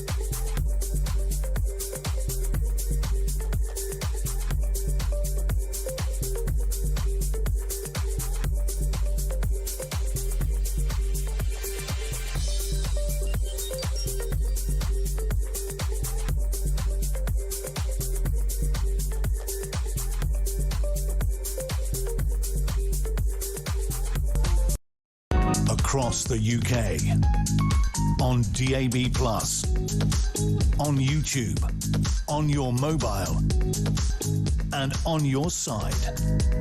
This is talk. Very good morning. Welcome back to the show. 11:36 is the time. Let's talk about all the big stories of the day now with Carl Turner. He's an independent MP after losing the Labour whip for Hull East. A very good morning to you, Carl. Good morning, Julia. It's always a pleasure to be with you. Pleasure to have you here. I must ask you, I suppose, first of all, about this Russian warship firing on these warning shots at this retired British couple sailing across the Channel. They have just issued a statement basically saying, well, it's all being talked down, but it's the MOD talking it down, not them. The MOD, this is quite extraordinary words. They're saying the MOD is trying to shut the story down. This is Jane and Alan Kelvey. They say they want to downplay the incident for fear it was inflammatory. They say the MOD is saying it was foggy and they were shooting flares up. They say that's rubbish. They're saying they got us on the radio. They say we were right next to our radio. This channel 16, this open channel where you can warn you're coming too close, get away. There was no warning. There was no fog. They could see a massive big frigate clearly. And they say, basically, this is the Prime Minister, this is the government trying to play all this down, to pretend this isn't a story. How much of a story do you think this is, and how much do you think this is linked to, two men apparently, paid by Russian diplomat to being convicted after firebombing the Prime Minister's homes and car, and indeed the seizing of that Shadow Fleet tanker by the Russians, sent by the Russians by the British Navy on Sunday. Do you think this is all part of the Russians basically, reacting to that? Well, I don't know, Julia. I'm not a conspiracy theorist, so I'm not going to start guessing, but it does sound incredibly worrying to me. And frankly, I do believe Jane and Alan when they say that, when they describe what happened to them in that yacht. Yeah. So it's worrying, and I would very much hope that the government are doing something about it. The problem we have, though, as your listeners will know, is we don't really have a government at the moment because Keir Starmer is not governing anything. Is finished, and that is a problem for the country, and that's why I say he's got to get out of there as soon as he possibly can. Well, you're agreeing with Wes Streeting, his former health secretary, who resigned a little while ago now and has been saying he needs to go and he needs to give a timetable to departure. The expectation is that we are going to get the by-election results, early hours of Friday morning from Makerfield, and the polls, so it is close, but the polls suggest that Andy Burnham could be the winner. May not be. Wes Streeting is basically saying whatever happens, that Burnham needs to go. But we've had a number of statements made by the Prime Minister today, basically saying he's not going to go. In fact, can we play one of those clips? Actually, can we play the clip in which basically the Prime Minister says he's not going to walk away? No circumstances. I'm not going to walk away. I'm going to fight. No circumstances you would step aside. I'm not walking away. Okay. I'm going to fight. The question is, do we pull together and turn that around as a party and as a government, which is what I think we should do, or do we descend into a leadership race which will bring chaos with it? We know that. The last government did this. Well, that's his argument, Carl Tony, because he's not going to walk away. He's going to have chaos. It's not in the country's interest for us to have a leadership contest. But you think different? Well, look, I'm not sure I do think different, but the first thing we need to do is decide who's going to win the election on Thursday, and that's a matter for the people of Makerfield. I don't think it's in the bag by any stretch of the imagination. I think we're fighting for every single vote, and on Thursday I'll be knocking on doors and begging and pleading for people to come out and vote for Burnham. That's what I'll be doing. I expect other members of the Labour Party... And is that just because he's the Labour candidate, or because you want him as an MP so he can stand against Keir Starmer, win the leadership, become Prime Minister, and also, brackets, hopefully give you your the whip back and make you a Labour MP again? Well, I'm not sure that Andy Burnham is going to be absolutely pure magic, but I expect him to be an awful lot better than Keir Starmer. Why? That's the first point. Well, because he'll carry the Parliamentary Labour Party in a very different way to Keir Starmer. Keir Starmer has tried to run the Parliamentary Labour Party. It's an important job of the leader of the party, in any party, to carry the Parliamentary Party. What do you mean by carry? He'll do what they want. No, I don't mean that at all. Well, I mean what the do you opposite. mean by it? Well, what I mean is when you get to a couple of percentage points of the welfare benefit bill and the Parliamentary Labour Party say we're not putting up with that, 5 billion quid's too much, it's not happening, I'd expect Andy Burnham to be able to persuade the Parliamentary Labour Party in a very different way to Keir Starmer. And let me tell you why. I can only speak to my own experience. With Keir Starmer, it's been, if you don't like it, you know where the door is. If you don't like the idea of curtailing jury trials, which is the worst idea that any government could have ever come up with in the among entirety a lot of bad of history, ideas, among a lot of terribly bad ideas, if you don't like that, well, you're going to be suspended. If you don't stop gobbing off, I'm going to kick you out. That's the attitude of Starmer. And you think Burnham is going to be very different on that? I don't. I think most prime ministers. But hold on a second. I mean, this thing. Keir Starmer appears to be very strong when it comes to taking on difficult backbenchers like yourself, Cardona, who speak truth to power. He doesn't seem to be able to have the authority or the willingness to take on the likes of his own cabinet ministers. We've had this absurd situation where, by all accounts, Ed Miliband, the net zero secretary, complete climate hysteric, one of the people who's part of the problem in why this country can't afford defence spending, etc., etc. I put it all on Keir Starmer, by the way. He's the Prime Minister and makes the ultimate decision. But he apparently won't even take a phone call from the Prime Minister to discuss a cut to his budget so we can spend more on defence. Now, if you're a Cabinet Minister and you don't take a call from the Prime Minister repeatedly, you, as far as I'm concerned, have resigned your job. Keir Starmer needs to sack him on the spot, and he can't because he's got no authority. Correct. Absolutely. Spot on. Couldn't put it better myself. Keir Starmer has got to go because he has no authority. I've got more authority in the parliamentary. I'm not joking. I've got more authority, I'm not kidding, I'm being serious, in the Parliamentary Labour Party than Keir Starmer. Why? Because I managed to persuade 92 members of the PLP to support me and not support the government. Yeah. That's the truth of where we are. It's as bad as that. Now, I don't want to be Prime Minister. I wouldn't have it gift-wrapped, Julia. But he says he wants to be. So if he's determined to stick his heels in, I'm afraid to tell you it's going to be a very bloody mess. Because there will be a contest, and the electorate, in my view, don't deserve a contest. The shenanigans of weeks and weeks of arguing about this and that. You want it to be a coronation, and that's what Andy Burnham wants. No. My point is the electorate can't stand this stuff, right? So if Keir Starmer is saying the electorate don't want this stuff, then he needs to accept that they don't want it and stand down. But it's a matter for him to decide. Hold on a minute. If he goes, you either get a coronation or you get an election. Yes. You say you don't want a coronation election. What people don't want is chaos and lack of government. What they do want is firm government. But if they're not going to get it from Keir Starmer, then there needs to be either a coronation or election of a new leader. Correct. But my point, Julia, is this. Keir Starmer says the country doesn't want the chaos that has happened in previous governments, i.e. shenanigans with elections of leaders and leaders having to stand down and new Prime Minister has been appointed without general elections. That's what he says. Well, if that's what he says, then he's got to stand by what he means by that and not force an election and hand it to somebody else who can do a better job. But he's not going to do that. He's going to be determined to stick his heels in, and I think he's telling the truth about that to Beth Rigby today. I think he will have a contest. But hold on a minute. Even when, after Liz Truss resigned, we didn't have another proper contest and Rishi Sunak took over. It doesn't make any difference. The key thing is the British public don't really care who's in charge, as long as the person in charge can communicate with them. And I accept that Andy Burnham will be better at that. He's definitely got a better communication style than Keir Starmer.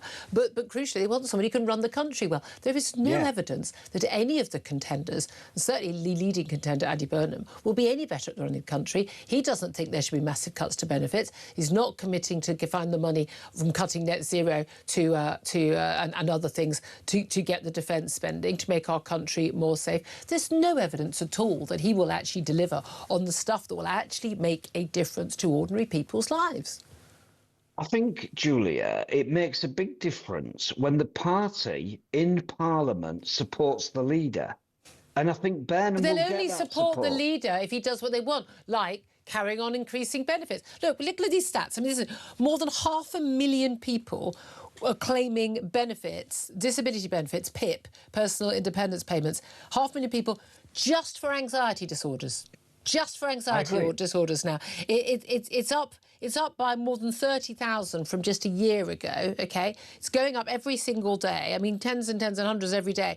We're looking at people getting it for minor ailments like acne, bedwetting, constipation, tennis elbow, minor allergies and the like. Not if I leave the house I'm going to die allergies. I mean, this is insane. We need to stop. There's been no effort by this government. I expect no effort by any Burnham or anyone else leading the Labour Party government to actually get on top of this madness, this insanity, and frankly, I would say criminality with taxpayers' money at a time when A, people need it back in their own pockets, or B, it needs to be spent on defence, or ideally both, if there's enough to go around.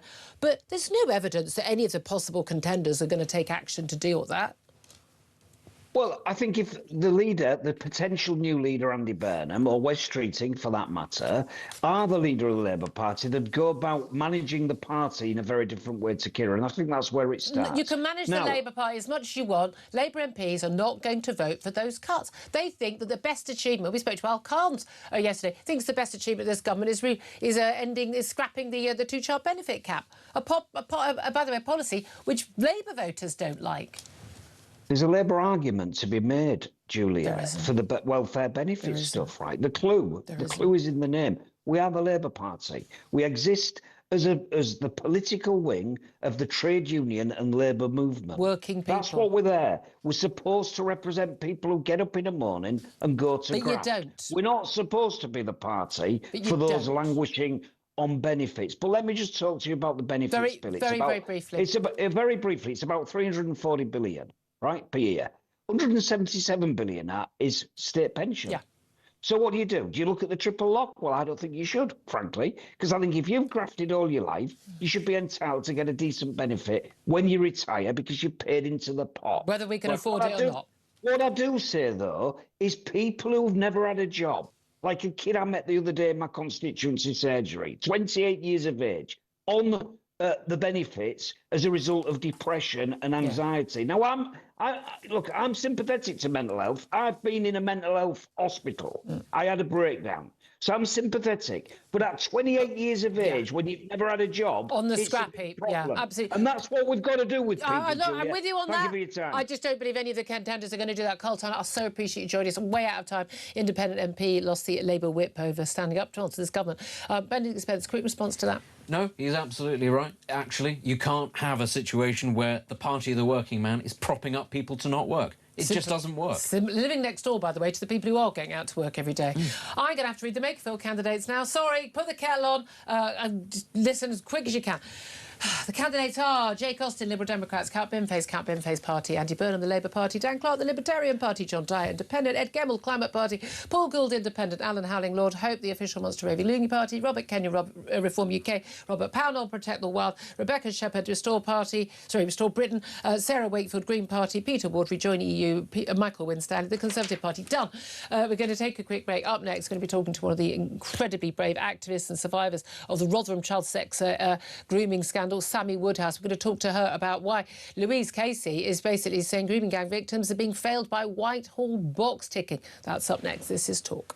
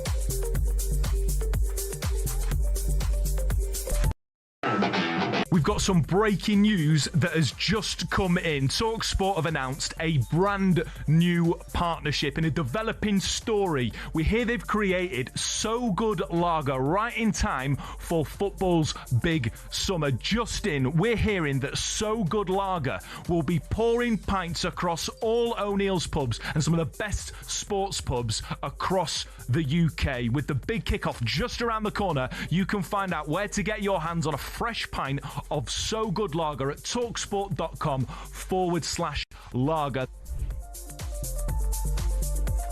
Across the UK, on DAB+, on YouTube, on your mobile, and on your side. This is Talk. This is Talk the Home of Common Sense for me, Julia Hartley-Brewer. Still getting your calls on air. Lots more to come. Don't forget, very excitingly, we have, because the Prime Minister is still at the G7 summit that closes today in Evian-les-Bains in France, we've got Deputy Prime Minister's questions coming up just after midday with David Lammy. That's going to be fun, isn't it? Do stay tuned for that. Right now, let's talk about, well, again, these stories are just so depressing. But I have to say, I think we always have to listen to this particular person. This is Baroness Casey, Louise Casey. She's basically been a Whitehall troubleshooter for pretty much every Prime Minister for quite a few years now, all different parties. But she has hit out at the failure of successive governments to fix serious problems, including things like the absolutely devastating impact of the grooming gangs. And she's basically said that officials are resorting to box ticking instead of actually tackling the problems, including the criminalisation of sex offence victims not being addressed. Let's talk to Sammy Woodhouse about this. She's an activist. She's also a survivor of the Rotherham child sex exploitation scandal. Good morning to you, Sammy. Good morning. Thank you for joining us. Now, we know, not quite apart from the absolute abject horror of the grooming rape gangs and the huge many thousands numbers of young girl victims and the failures of the authorities to tackle that, we also saw over that period girls were criminalised themselves, accused of being prostitutes, drug offences and the like, and often quite deliberately by their groomers to make it very hard for them to be taken seriously when they made allegations. But there's a big move now to sort of try and basically get rid of those convictions because they were such unfair convictions. These were victims, not offenders. And basically Louise Casey is saying that the government is just abjectly failing on this stuff. Why? Yeah, and it's so frustrating for me. I mean, as you know, I was a victim of sexual and criminal exploitation, so I do have a criminal record for that. What's your criminal record for? ABH. But I was, for example, taken for my 15th birthday to my first armed robbery. That were my birthday presents.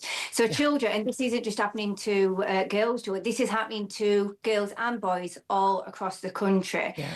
And yeah, they have been failed. You know, we have all been failed, and many of us still have a criminal record. And it is just a tick box exercise. It's not good enough. Now, I've been campaigning around criminal exploitation for, probably about 14 years now. Yeah. I met with David Cameron when he was the Prime Minister in 2015 for a private meeting, and I said to him there's a problem in this country with children being criminalised. I've met with ministers, I met with Suella Braverman when she was the Home Secretary. There's no political party that can tell me that they didn't know this. In fact, it was a government member that actually called the campaign Sammy's Law because I was campaigning to have children pardoned. Yeah, and this isn't just about sort of, for the sake of it. This is because it actually stops you getting a job. You have to declare a criminal record for a serious offence. But also, I mean, it's about the injustice, isn't it? And we saw lots of the stories that have been highlighted. Even the parents. A dad threatened with prosecution when he was calling the police and trying to get his daughter out while she was being gang raped above a kebab shop. For goodness' sake, I mean, what criminal action will be? I mean, I'd do it. I'd kill people in that scenario to get someone out. I'd go to prison if I have to. But the injustice of it, and it's all coming out. But it's interesting, Louise Casey, she's written in the Times, and she's a woman, she really, when she was appointed by the Prime Minister after he was saying anyone who wanted a public inquiry into grooming gangs was just jumping on a far-right bandwagon, pressure from Elon Musk and others, we got that. But after he asked for a rapid review by Louise Casey, she's a no-nonsense, straight-talking, get-it-done kind of person. She went in, she met with lots of grooming gang victims and survivors, met with people like Maggie Oliver and actually talked to people. And she, I mean, her report, short, sweet, very clear, there absolutely needs to be a grooming gang inquiry. But she's written in the Times today saying there's a symptomatic of a wider problem in Whitehall. There's a tendency, she says, to do just enough to demonstrate action without truly gripping and fixing the problem, ticking the box, leaving the underlying issue untouched. Recommendations are accepted in full. We've seen that a million times, haven't we? Action is promised, and then slowly it all goes quiet. But this is always about people's lives. Like, it's not about your life. It's about other victims' lives. And no one seems to care. Is this still the issue, that actually they don't think you matter? Oh, absolutely. I mean, when I went to the Home Office, he actually turned around and said to me, Sammy, we don't even need to put anything in place because your campaign has changed the country. They're absolutely ludicrous if they think that just having a conversation is going to change things. Yeah. Now, let me just tell you a couple of things, how it can affect people. So you're right, we can't get some jobs. Some people will be classed as a danger to children. I know some parents that can't even go on school trips with their children. So I have to declare on my home insurance or my car insurance that I'm a criminal. I'm self-employed. I got a new accountant. He said, do you have a criminal record? And I actually kind of, sat there with my mouth open. He said, Sammy, I know you are. I know your circumstances, but I have to ask you. Yeah. We constantly have to repeat ourselves and relive things, whilst you've got these men and women, the perpetrators of this, that have faced no consequence whatsoever. Now, let me tell you this, right? When I exposed Rotherham, Julia, I was looking at 102 years in prison, right? Because I was the one exploited. And I said to the police, I want to be honest, I was committing crimes that he forced me to do. I want to tell you what those are. So I was looking at 102 years. It had to go to the CPS, and I sat there for weeks, not knowing, possibly facing going to prison. Do you know when they arrested him? He's now in prison for 35 years.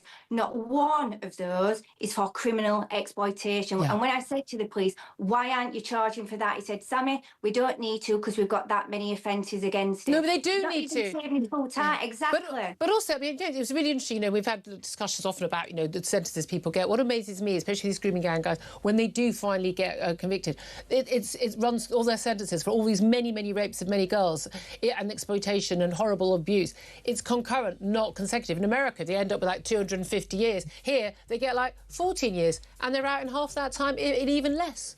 Yeah, I mean, when he was charged for offences, there was that many offences, they had to cut him. So I think I started off with, I can't remember if he was 11 or 14. Yeah. It got enrolled to 5. Yeah, I mean... there's so much that they're getting away with. Yeah, exactly. And when we see what they're actually convicted of, it's a fraction, isn't it? Sammy Woodhouse, you can hear the music coming. Thank you so much for speaking out. We've got to fight to get you the justice, and you and so many other thousands of young women now, the justice you deserve after what happened to you as children. Sammy, thank you for that. So proud of everything you've done. Up next, Deputy Prime Minister's questions. This is Talk.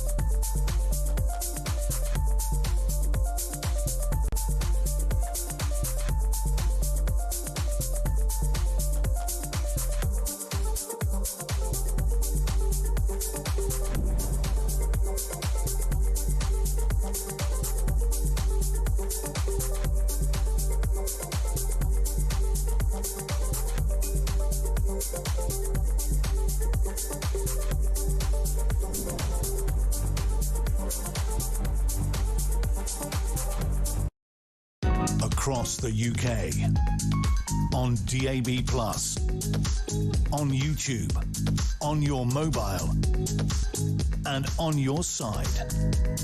This is Talk.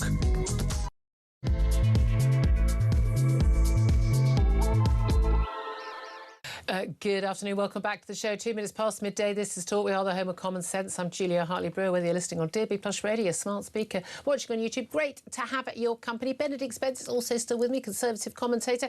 Going to go live to Deputy Prime Minister's questions. The Prime Minister, of course, still over at the G7 summit in France. Deputy Prime Minister David Lammy. This will be fun, I hope.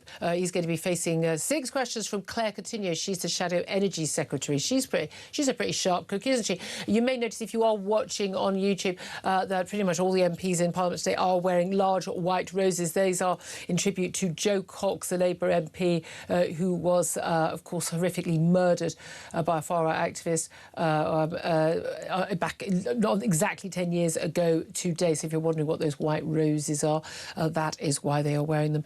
Benedict Spence, I mean, Claire Coutinho is just about to get to her feet, we think, any moment now, so we'll go straight to her. But, I mean, the big question is, what do we think she's going to go on? Given that she's Shadow Energy Secretary, it's got to be some defence. It's got to be related to net zero. Got to be. Yeah, absolutely. Well, we'll go straight to her right now, see what she's asking. Acting the official opposition. On behalf of this side of the House, can I extend our condolences to the families of Jo Cox and Roy Hattersley? I know how much pain we felt on these benches when we lost Sir David Amess, and we share their pain today as well. Yeah. I also pay tribute to those who lost their lives in the Grenfell Tower fire, and I'd also like to congratulate Scotland on their stunning win and wish England the very best of luck for tonight. Yeah. Now, Mr. Speaker, it is a great privilege to be standing here with one of the few survivors of Labour's original cabinet, who hasn't resigned on principle or been sacked in disgrace. I feel honoured. So can he start by telling me this? Why is the Labour government happy for Britain to get its oil and gas from Russia or Qatar, but not from Aberdeen? Deputy Prime Minister. Well, can I welcome the Shadow Energy Secretary to the dispatch box. It's always good to hear from someone who was the heart of the Treasury during the biggest fall in living standards on record. The Children's Minister in government that plunged hundreds of thousands of children into poverty, and the Energy Secretary who showed an unwavering commitment to the cause of net zero, even though she's now forgotten that. Don't believe everything you read in the papers. The Prime Minister and the Energy Secretary have been discussing cutting bills by over £100. We've got our Warm Homes plan lifting millions of families out of fuel poverty and securing enough energy projects to power 23 million homes. She was the Energy Secretary who left our country exposed to global fossil fuel markets. We're delivering clean energy security. Mr. Speaker, bills came down £500 under me. They've gone up £300 under these guys. And this is nonsense. His party are banning new oil and gas licences in the North Sea. And these guys over here, they're no better, because this is the same policy that the SNP championed for years. It is pointless virtue signalling, and it's destroying well-paid jobs. So can he tell the House how many jobs have been lost in Aberdeen since Labour came to power? Deputy Prime Minister. I remember when the Energy Secretary championed net zero. She said in 2023, we cannot prosper, nor can our children flourish if we don't decarbonise energy. The Tories used to believe this 3 years ago. Now she's forgotten because they're desperately chasing reform, and we know it. Over 700 jobs were lost during the last 10 years when they were in power. Production fell 75% over the last 25 years. We've secured over £900 billion worth of investment to support more jobs by taking control coal with renewables, and there are over 100,000 jobs in Scotland supported by clean power. We're building on that, led by the Great British Energy, headquartered in Aberdeen. Mr. Speaker, let me help him out. 1,000 people are losing their jobs every month in places like Aberdeen South because of Labour's policies. They say those oil and gas workers can get new green jobs, but what they don't say is those salaries pay half as much. So can he tell the House how he would feel if the government forced him to take a 50% pay cut? Deputy Prime Minister. The Honourable Lady used to be an investment banker, and she's got her facts wrong. Oil and gas is coming out of the North Sea 24/7. In the first 3 months of this year, 52 million barrels of oil came out. 44 million barrels equivalent of gas came out. We're not turning off the taps. It's part of a mixed economy. It will support existing oil and gas fields throughout their lifespan, making changes to exploit neighbouring fields. But we do want to create more jobs, and that's why we're going to continue to invest in renewables. She knew this 3 years ago. She's changed her mind because she's chasing them. Mr. Speaker, I asked him about pay cuts, and they should care, because if the Mayor of Manchester gets his way, I'm pretty sure half the front bench are going to be getting a pay cut pretty soon. Mr. Speaker, this is serious. The world is getting, Mr. Speaker, the world is getting more dangerous. Yet last week, the Prime Minister asked the Energy Secretary to help fund the defence of our country, and he ghosted him. Let me repeat that.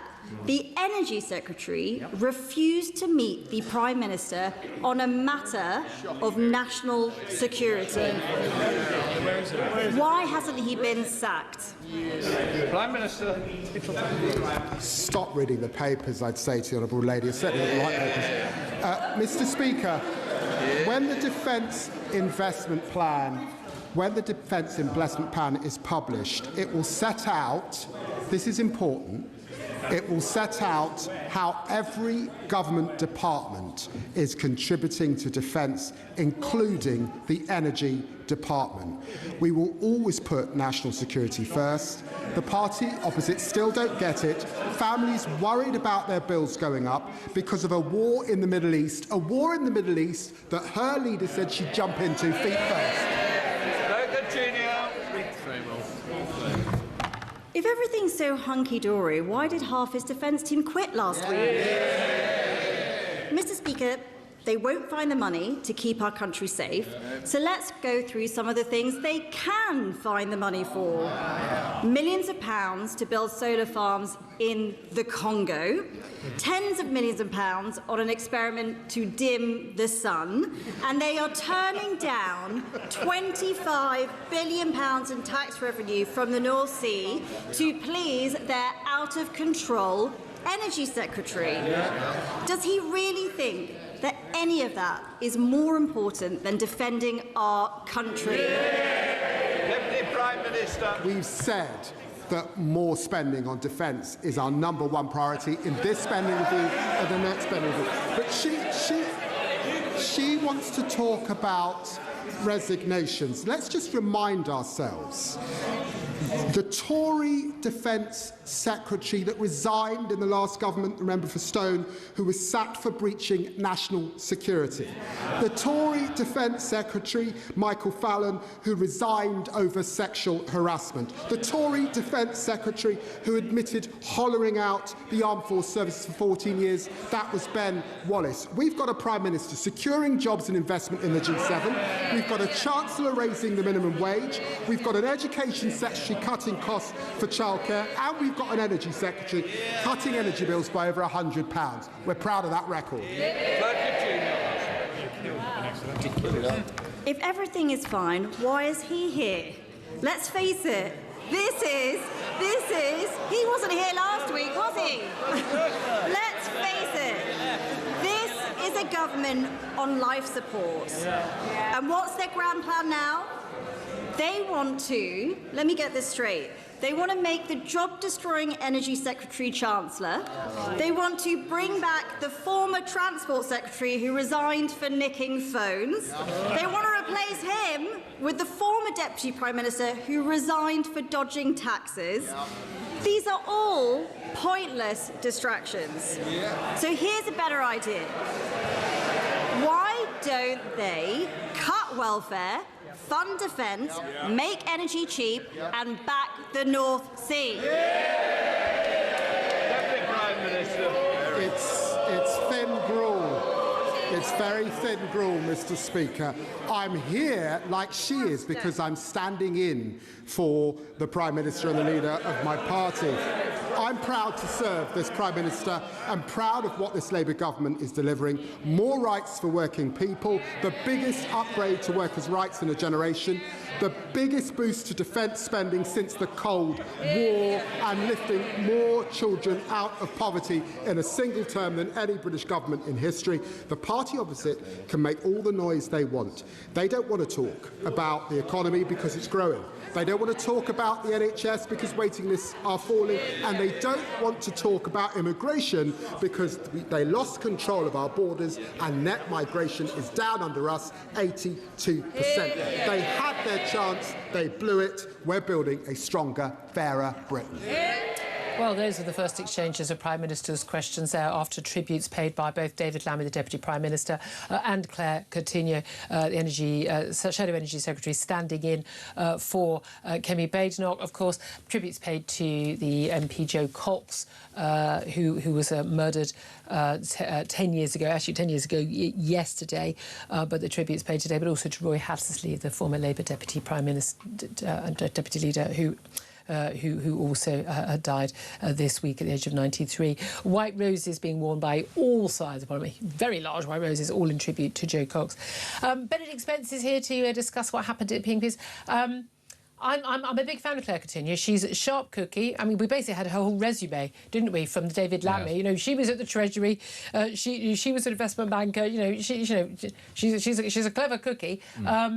I don't know if necessarily she landed any punches there. It didn't feel like it, did David Lammy was David Lammy definitely learnt his lines. I mean, if only he'd learnt it better when he did Celebrity Mastermind, and he would have known who Henry VIII's son was, or whichever way the question went. But we preceded him. But there was a consistency here, which is that, you know, particularly we're talking about energy, her speciality. Why? It's a question Kemi Badenoch asked before. Why is the government happy for Britain to get its oil and gas from Russia and Qatar? I mean, breaking our own sanction rules, getting it when it's been basically refined by India under sanctions and then sent to us, but not Aberdeen. Talking about those job losses, 1,000 people losing jobs every month in places like Aberdeen. No, there is a by-election in Aberdeen South tomorrow as well. We talked lots and lots about the by-election in Makerfield, but this is Stephen Flynn, the SNP, who was an MP but who's gone to be an MSP, going to be in the Scottish Parliament and in the Scottish Government in Holyrood. But she was basically, she also had that dig about energy. The Energy Secretary and Net Zero Secretary Ed Miliband refusing to meet the Prime Minister. Why has he not been sacked? Did she lay any punches there? Well, in terms of the actual rhetoric and the style, I don't think it will have woken anybody up. I mean, it's quite clear that Kemi Badenoch is sort of head and shoulders above most other people when it comes to this. And that's not actually a criticism of Claire Coutinho.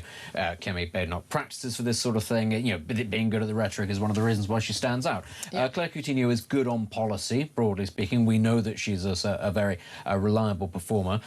In terms of the actual questioning, these are all things, in fact, that you and I have discussed throughout this show. Ad nauseam. There was nothing sort of massive sort of curveball where everybody sat up going, oh, that was unexpected.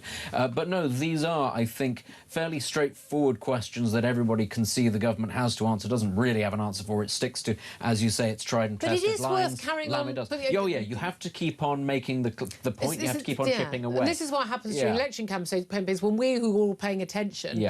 We get bored out of our mind. Oh my God, not that again. Yes, but it has to be done. But that's the first time someone else will have heard of it. Yeah, and I mean, as one other thing that it must be said that's happened across Keir Starmer's time as Prime Minister is stories can move on very quickly, and he almost then feels like, oh, I've got away with that last disaster because a new disaster has just landed on my lap. But everybody, you know, Claire Coutinho was talking about, you know, where in fact are the former frontbench members of the defence staff in this country. They're not here. Health They've resigned. How can you say, therefore, that you're taking this particularly seriously? Ed Miliband also wasn't there, as far as I could tell. You know, but the question is being asked: how on earth can you have somebody who is basically anybody less than your Chancellor who can face you down, and not even that in most cases? But you've got the Energy Secretary here, not actually answering your call, not prepared to meet you because he's not really prepared to negotiate on certain things. Which again, and what he do you should do? be sacked. He should be sacked. Here's the thing: I want to know how many people genuinely, and sorry, all cabinet places, shadow cabinet places, deputy leader Labour Party, they can basically be decided to a certain extent by the party membership. Yes. No, cabinet. That is decided by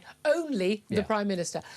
The idea that my boss would say, I need to talk to you about something, and I just go, I'm just going to completely ignore him. Yes. Do you think I'd be on air tomorrow? No. It wouldn't even occur to me that you would simply not take a call from your boss. The only one that I can ever think of is there's been a handful of chancellors, if that, who had a huge amount of power. Gordon Brown being Gordon a big Brown example. used to not let Tony Blair see the budget until the day but before. Beyond that, but let's be clear, Rachel Reeves is no Gordon Brown. I mean, and Gordon Brown does not have the best record ever. All this stuff about Andy Burnham when you said he was misrepresented about, you know, we shouldn't be in hawks to the bond markets. Weirdly, she seems to have got herself into a position where the markets are so terrified of what comes after her. They've decided she's the worst of, well, the best of a load of terrible options. And she's kind of playing those cards at the moment, hence the refusing to do what she has to do to get the money for defence. But I mean, the idea that if she's the best you've got... But this is what I think Claire Coutinho was pointing out, which is, you know, the Prime Minister's not here. You've got, you know, David Lammy answering the questions, but as you say, could he face down his own Chancellor? Can he face down his Energy Secretary? His Defence Secretary just cut the legs out from underneath him. It would matter if he wasn't already, in most people's views, the former Prime Minister who's just there. The only one who seems to think that he can keep on going is the Prime Minister. But because of the nature of the Labour Party and the disparate factions within it, and frankly, the lack, I think, of not ambition, but talent, frankly, or enthusiasm, we're all kind of sat here going, do you know what? It's not the worst priced-in thing ever to think that he could, especially if the upcoming experiment in democracy tomorrow doesn't quite go Andy Burnham's way. It's not inconceivable he could still last on as Prime Minister because there is a dearth of anything else. And they can't agree on what they want. And at the end of the day, again, this is the thing. As the Prime Minister has said in this interview this morning, you know, he says he's not going to walk away. He says he's going to fight under no circumstances, he says. And crucially, he says, you know, the question is, you know, do we pull together and turn that around as a party and as a government, which is what I think we should do, or do we descend into a leadership race that will bring chaos with it? We know that the last government did this. He has got a point there, again, but it's rested on the proviso that he can pull the party together and he can get the government going. There is no evidence that he has the ability, the wherewithal, the authority to do that. But this thing, Claire Coutinho's final question is very simple. Why don't they cut welfare, find the money for defence, make energy cheap, and you start drilling the North Sea? Any government that is not willing to do those things, if you don't get rid of the net zero madness, if you don't actually fund the defence, if you don't cut the burgeoning welfare bill, you are not a serious government. What I would say is when people talk about, you know, not wanting to have a leadership contest because what does it do? At the very least, when you were offered the option of Boris Johnson instead of Theresa May, he offered something different. When it was Liz Truss or Rishi Sunak, it was different competing visions. Nobody actually believes that Andy Burnham will do anything that radically different from Keir Starmer, or indeed that Wes Streeting would, or anybody. The only thing that you can imagine is they increase borrowing and spending and taxing just a little bit more, but within certain parameters, because they are worried that the bond markets will the unaffordable parameters. Exactly. So there's no difference in a view there. But there is the argument that Andy Burnham is a better communicator. He's much more likeable. The thing about Keir Starmer, if there was the view that, look, I don't think anyone loved him. I do know some people who go, no, he's a great... He's like all of these people, perfectly pleasant in real life, perfectly nice in real life. Gordon Brown, genuinely terrible. You put him behind a lectern, just wooden robot. In real life, one-on-one, absolutely loved. I mean, really, apart from he was throwing stuff at his staff if he didn't get what he wanted, and very shouty. But you know, in terms of socially, he was actually a completely different person. So you can sort of see, you know, why he had a lot of loyalty for a lot of people behind the scenes. But the thing about, you know, Keir Starmer is that there was an element where he's very, very boring, he's very, very wooden, got quite good hair, but, you know, but he's going to be competent, and we need a little bit of calm and competence. He's not competent. He's blatantly, openly, he's unable to do it. He's simply not got the wit. He's got a lot of things on paper that suggest he's clever. He's not got a sharp mind. He does not got a quick mind. He doesn't believe in anything, doesn't know anything, he doesn't care about anything. He's just an empty, donated suit from Lord Alley. There is an element where, OK, if you've had the same policies, could someone like Andy Burnham in a T-shirt, although, do you know what, Andy Burnham, could you put on a suit and tie? Could we please accept that when you're Prime Minister, I do expect you to be in a suit and tie most of the time? Yeah, she looks decent in a suit and tie is the ironic thing. But I do know, but is he going to be different? Is the ability to communicate that and speak human, is that going to make a difference if people still have less money in their pockets and they can't afford their energy bill and they're still having people interfering in their lives in every possible area, whether it's whatever they're thinking, and that we are unable to defend our country? Is being Mr. Nice Guy Burnham going to make a difference? The structural issues that face this country were already apparent before COVID. That's one of the reasons Brexit happened. Post-COVID, you can't spin your way out of these things anymore. The amount of money that this government spent during COVID, the laws that it brought in, just forcing things through, the change ultimately in political culture that the political establishments of this country ushered in, now mean that no, you can't in fact tell people pay no attention to the man behind the curtain, it's not happening. All of the projections about an uptick in crime, about the breakdown in social cohesion, education, the pressure that would be put on the health service, all of these things have started to come to pass. The concerns about the armed forces that were being predicted 10, 15, 20 years ago have come to pass. We're now at that point, and that is why I think Labour have been left holding the parcel. It's why and there's a bomb in it. It's part of the reason that the patience of the public, which lasted a long time under the Conservatives, ran out much quicker under Labour, because the public don't have that confidence or that patience, because they can see the reality now on their doorstep. That's the difference. Love to hear your thoughts on all that. Give us a call, 0344 499 1000. Lots of you getting in touch about that Russian warship firing warning shots at a British yacht in the English Channel. What should the Britain's response be? The MOD very much playing it down. We know this because the pensioners who were shot at are saying a lot of the things the MOD is saying are simply not true. There was no radio contact. It wasn't misty. They could see this boat. They weren't going to hear this boat. And yes, there were shots fired. You cannot see this as anything other as a Russian reaction to the conviction of these two Ukrainian Romanian men paid 2 or 3 grand by a Russian diplomat to basically firebomb the Prime Minister's house, and the seizing of that Russian oil tanker from their shadow fleet on Sunday. I mean, the reality is, though, if we're going to play down this reaction, we're sending a message to the Russians. We're not taking it seriously. They are testing us. We are failing that test every single hour of every day right now. We need to stop failing that test. I want to hear your thoughts on the Prime Minister saying he is not going under any circumstances as well. Do get in touch. 0344 499 1000, your numbers. That's the number to ring, and your calls are up next. This is Talk.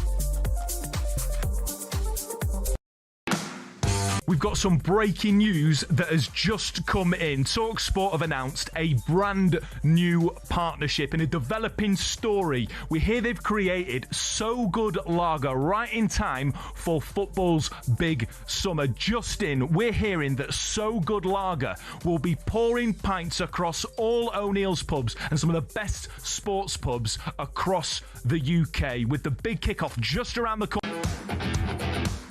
Across the UK, on DAB+, on YouTube, on your mobile, and on your side. This is Talk. This is Talk. Thank you so much for your company. 12:27 is the time. I'm Julia Hartley-Brewer. Let's get straight to your calls. 0344 499 1000 is the number to get in touch. John is in Dorset. John, you want to talk about the party leadership? I was talking about a possible coup. The theory going around at the moment, it would take a mass resignation of cabinet to tip Starmer over the edge. Yeah. Apparently, at the last little gathering at Chequers, the number of faithful was diminishing. Oh, yeah. And I'm wondering, apart from the chancellorship being promised to Millirat and various other, Angie to become deputy PM, how many cabinet ministers are currently on backstabbing duty on the basis that Burnham has promised them their jobs back if they resign? Oh, well, of course. I mean, there's been loads of shenanigans going on behind the scenes. There always are. The Prime Minister says, I'm not going to walk away. He said 2 or 3 times, under no circumstances. Look, the thing is, he may not have a choice about that. If we do see Burnham back in the House of Commons on Friday, and then in a situation where we're told there could be, 100 signatories straight away from MPs saying the Prime Minister has to go, maybe possibly resignations. But again, we predicted a lot of that after the local elections. Barely any of them left. That's true, but it seems to me that the legacy from Starmer is the poison chalice that Burnham's taking up, as you've already indicated. Yeah. He's got nothing to play with. He's got no leverage. He's got no money. All he's got is a bunch of backbenchers who are going to hang on to their 98k a year jobs come hell or high water. And this is part of the problem, isn't it? Like, what can change? I mean, the caller making that point as well. But here's the thing. A lot of people I was hearing, so it was an event last night, a lot of people, lots of different parties last night, that actually a lot of talk about, well, maybe it's not Burnham. Don't think anyone thinks it's going to be Wes Streeting. Certainly the party wouldn't support him. But if you did have either John Healey, the Defence Secretary who resigned, who says he's not going to run for the leadership, but of course, he could always be persuaded for the good of the country, the line they always use. Al Khan's, the Armed Forces Minister, we had him on the show yesterday. A lot of people very impressed with him. I've been very impressed with him. Not impressed with the fact that he thinks the 2-child benefit gap is a good thing, but there we are. But what if it was one of them? Well, what's a Confucian curse? May you live in exciting times or interesting times? Do you think they'd be better off with a coronation and doing it quickly and smoothly? Burnham just takes over, or with no other challenges? Or do you think they'd be better off having an actual election? No, I mean, at the moment, to paraphrase an old military term, we're in a fecal storm. And when it hits the fan, it doesn't get distributed evenly. Trust me, I've been there. OK. I mean, I'm trying to picture it right now, John. Do you think that in a few weeks' time we will have a new Prime Minister? I think we will. I'm not sure what the country's going to be like while they sort of sort themselves out. Yeah, very good point. Well, that's kind of Keir Starmer's argument, isn't it? Like, this is not the time to, but then that was Boris Johnson's argument as well over Ukraine. I mean, they can't keep using that argument, can they? I mean, bearing in mind, we were already at war. It was already in the spring of 1940 when Winston Churchill took over. So, there could be arguments for it. John, great call. Thank you very much indeed. Lovely picture in my head.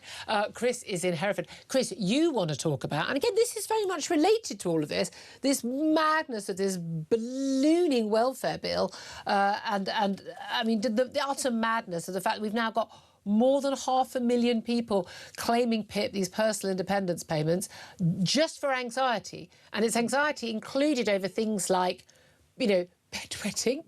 Didn't know that was a thing for adults.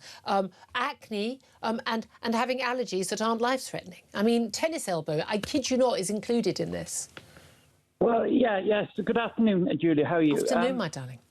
I've been on your show before, and I explained that I've had a serious heart condition. Yeah. And I'm basically waiting to go in for surgery. Yeah. Now You still haven't had it yet? No, I haven't had it. It's been 4 months. But basically, it's now I've been told now I have cardiovascular disease, and there's no cure, absolutely no cure for that. What doctors have told me is let's go ahead with surgery, but it's just the quality of life. It's just basically, I'm not being funny, but I'm not being morbid or anything. I may not even see my retirement. Yeah. And I'm working at the moment. I'm still working, and it really, really upsets me when I'm contributing to the system. Yes. And knowing that I may not even see my retirement. And other people are sitting at home with bad skin, a sore elbow, and I think it infuriates all of us, but I think especially someone like you. And again, and also I knew numerous people who were disabled, and a good friend who works at benefits office. You've got a number of people, in wheelchairs, blind people who still go out to work and do the right thing, and also it's good for them as well. But this is it. We've got digestive issues and allergies, I kid you not, are on the list. More than 3,000 claims for irritable bowel syndrome, 89 for food intolerances, 26 for allergies with no risk of anaphylaxis, chronic fatigue syndrome, 33,000, sleep apnea. Sleep apnea is just like, you just wake up, you snore, everything. There's 3,900. Addiction, it's 12,000, 13,000. Long COVID, East and West Coast of America and Britain, mostly London and home counties is where you get long COVID, 6,000 claims. We've got 1,800 claims for headaches, 33 for ear infections. We've got 52,000 for non-specific back pain, 442 for tennis elbow, 114 for golfer's elbow, and 2,800 for gout. Don't you only get gout if you just get ridiculously fat, in which case isn't the solution to lose weight? Chris, that must infuriate you. It does. As I said, your heart is the most important organ in your body. If that gives up, you've had it, sort of thing. Yeah. And you're working. I'm still working. I'm still concentrating. It's very hard when I'm working. I get very out of breath, very tired very quickly. Yeah. But I need to go out, Julia. And what are you doing for a job? I need to go out, because if I don't go out, it'll drive me around the bend. Oh, absolutely. What do you do for a job, Chris? Oh, well, I work in retail. Retail. Just working. Yeah. You're not on a building site or anything like that. You wouldn't be understandable if you... The doctors have told me I can't do anything like that. I can't lift anything heavy or even because it'll strain my heart and that'll be it, sort of thing. So. Chris, look, I'm going to wish you the best. I'm sure everyone does. I'm so sorry you still haven't got that op. That sounds very, very worrying indeed. Let's prioritise people, what really, really matters. Chris, thank you for that call. Benedict, we haven't talked so much about these figures came out yesterday, and there was a lot going on yesterday. We've got this lot going on today as well. Yeah. But this data, again, it's not just you've got 500,000 people claiming this benefit, you've got them claiming it just for anxiety. In my day, when I was younger, when I first writing about these things, it was always backaches, you can't do anything. Then it was stress, and now it's anxiety. But these people shouldn't be saying, I'm sorry, I want not only the people claiming this to have their money gone tomorrow, I want the people who approved it, I want them out of a job. Yeah, the thing is... And not allowed to claim benefits because they've been sacked. The thing is, it almost doesn't matter how justified or unjustified their claims are. Can't afford it. Yeah. You just need to look at the numbers. And this is the case with so much when it comes to welfare spending or all sorts of other spending. You can get lots of people who will give you very credible arguments as to why. Ultimately, there comes a point, though, where you're spending so much that the answer just has to be, I'm sorry, but can you count? No, are you in a wheelchair? Do you need an adapted car? Yes, you need to have a home that you can get in and out of and a bathroom you can use. Of course. We're a civilised country. People who can't afford to have that work done themselves aren't millionaires. Then absolutely, I want to help pay for that. That is what we pay. Go to work and we pay taxes to live in a civilised society for. The other stuff is like, well, I'm sorry. I'm sorry you've been dealt a bad hand. I'm sorry about those things. What's it got to do with me? Yeah. I'm sorry. What has it got to do with me and lots of other people who are struggling? My audience right now who get up to work every single day, you talk about this alarm clock Britain in this really patronising way, but there are people who live next door to these people who are doing sod all day, swinging the lead, taking the bit. A lot of them don't even think they're swinging the lead because they think they're entitled to it, because we've now got an entire culture in this country, particularly young people, who think that, if you don't feel like it, you don't go to school on a Monday morning. Well, why on earth did anyone think they'd be able to hold down a job? Increasingly, it's not just young people, though, because this is now multi-generational generational. And there's no shame, and there should be no shame. If you need help, because through no fault of your own, there should be no shame attached whatsoever. And absolutely, we should be proud to help. But there should be shame attached if you could, lift yourself up and you could get your own. We need to bring back more of this. We need to bring back... People saying, don't be judgy. Why? You should absolutely be judging people. Life is about making judgments. And if your problems are self-imposed because of the decisions you have made, knowingly you continue to make them, I'm sorry, then you live with the consequences, because you're a grown-ass adult, frankly, and you can live with the consequences of your poor decision-making. I don't think everyone else should have to pay for it, because they are having to live with the consequences of your decision-making by not having enough money to look after their family, take their, buy a new car, take their kids on holiday, or even, frankly, to pay the energy bill these days. It's simply not fair. 12:37 is the time. We're going to take a quick break. Then we're going to be talking about various crime cases, including why Henry Nowak's killer's brother has not been charged with perverting the course of justice. We'll talk to Danny Shaw, who's an expert on these things, up next. This is Talk.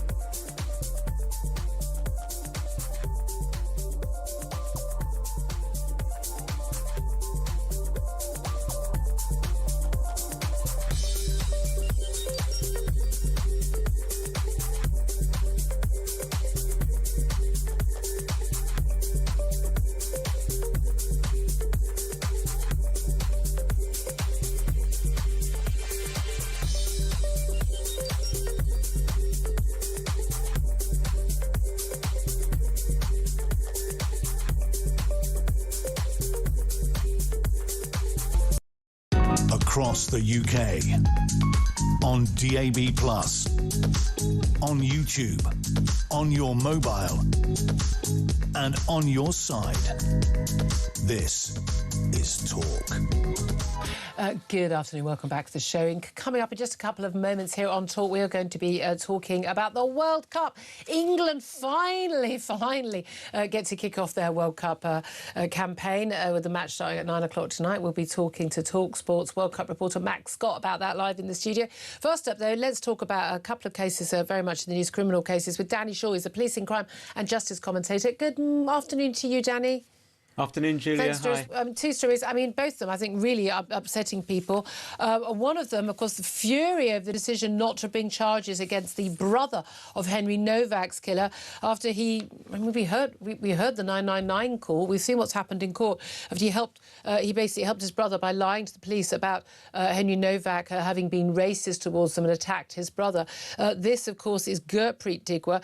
Even the judge in the sentencing remarks for his brother, who obviously was the man who actually killed Henry, Vikram Digwa, he actually said it very, very clear that there had been lying. And now we've got a senior lawyer, Marcus Johnston of PCD Solicitors, saying that evidence at the trial of the killer suggests that his brother may have committed not just perjury, but also assisted an offender and obstructing police. But Hampshire Police have said they've not asked the Crown Prosecution Service to consider any case whatsoever against Gurpreet. Why not? Well, I think Hampshire Police will have to answer that question. I can only surmise that this is because to prove the offence of perverting the course of justice, you not only have to show that the individual committed the act, which he certainly did. He certainly made the phone call and told a false story, but that he intended to interfere with the administration of justice. He intended to obstruct or deflect in some way. So it's the motivation. I can only think, Julia, did he do it knowingly? Yeah. Did he do it knowingly, or was he spun a story by his brother Vikram and believed Except we got Vikram? that tape of them speaking in Punjabi in the back of the police car. I think that was afterwards, though, wasn't it? But it was afterwards. But then after the 999 call. But at that point, he knew that he was lying and his brother was lying. Well, he knew at that point, but he didn't when he made the. All I'm saying is, but I'm just saying, at the point at which he doesn't then tell the police, surely.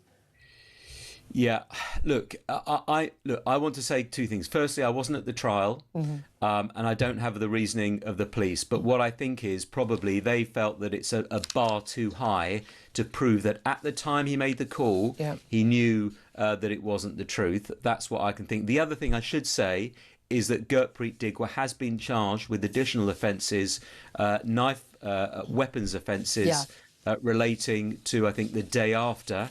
And also his father, and also Vikram Digwa has also been charged with other offences. So we just to be a bit careful, because there are ongoing criminal proceedings. True, but I mean, pointing out, the judge had told Vikram Digwa in his case, when he talked about when he was giving his sentencing remarks, he said your brother did much the same. You joined your brother in relating these lies to the police. And he said in this covert recording in the back of the car that Vikram Digwa, the killer, had decided to try to cover it up.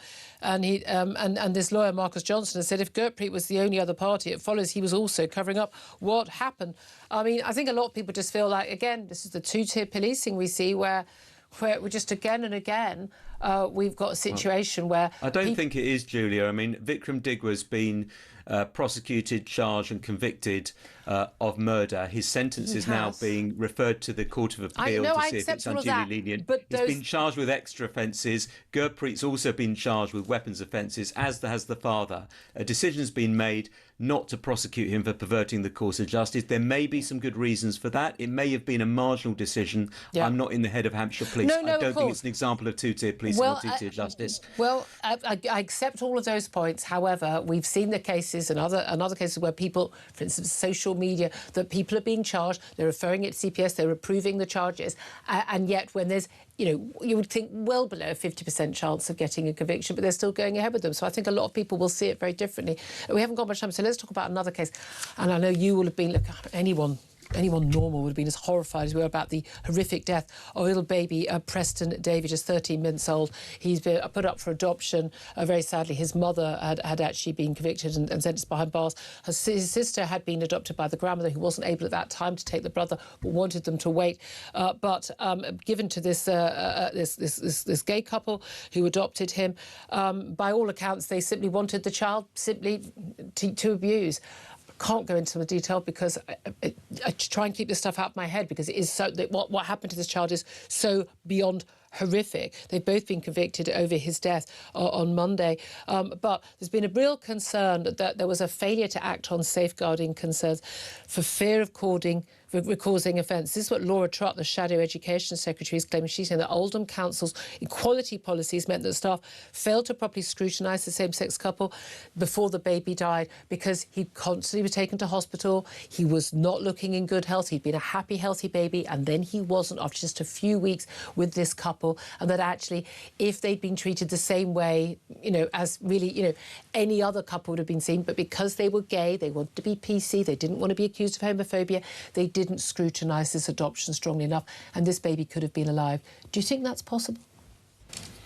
Well, there's going to be an inquiry into that. I certainly think it seems from what I've read that there was a lack of curiosity and an acceptance of what the couple were telling social workers and others when the concerns were raised. I've seen this before in other cases, when sometimes a couple or a mother or father, they present very well to social workers or nice other middle class officials. He was a teacher. Exactly that, and they tell a convincing story, and the staff, perhaps through inexperience, perhaps through lack of because they've got so many other cases on going on, they don't take the concern seriously. It may be that there's also a concern that they didn't want to raise a concern because they didn't want to cause offence or then be the subject of a complaint against them, that they were discriminating against the couple because they were gay. I don't know. That's got to come out of an inquiry. Absolutely, Julia, it's a concern, because social workers, police, probation officers should be able to raise concerns without the fear of being accused of being racist or homophobic or picking on people for whatever reason. They should be able to do that in a balanced and proportionate way. And have those concerns looked at. And so that would be a concern if that was a factor in this case. I don't think Laura Trott's saying it is definitively. She's raising a concern. No, but there's also concern. I mean, I know lots of people, I'm sure you do, in my personal life, who've spend a long time trying to adopt. Very few happy, healthy babies come up for adoption. Usually, if the baby is available for adoption, very tragically, often a result of a drug-addled mum, fetal alcohol syndrome, very, very horribly damaged. And a lot of parents just feel like they simply want to be parents, but they're not able to cope with what will likely be a very severely disabled child. Highly unusual. I mean, a number of couples, that this couple appeared to get approved for adoption and got given a healthy, happy baby very, very early on. I have to say, I've got question marks. I mean, I know that some of my friends have gone through in terms of the adoption procedure, in terms of the attitudes. And again, we saw for years, didn't we, refusal to put your black children into families because, well, they have to go with a black family. They can't be with a white family, even though there's a white family desperate to make them be their mum and dad and be happy with them because of their political correct thinking. I do worry that, this couple shouldn't have been approved in the first place.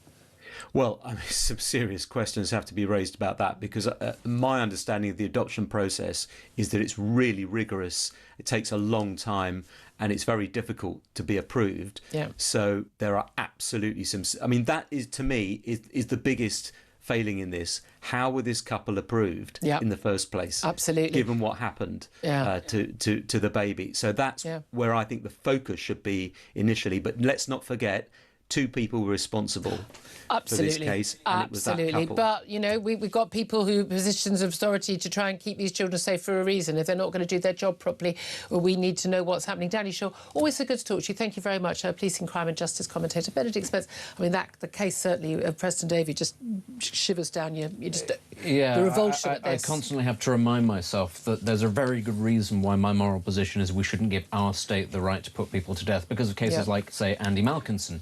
Because we do get things wrong. Our police, as we saw in the case of Vikram Digwa, make mistakes very frequently. So we can't give our state that power.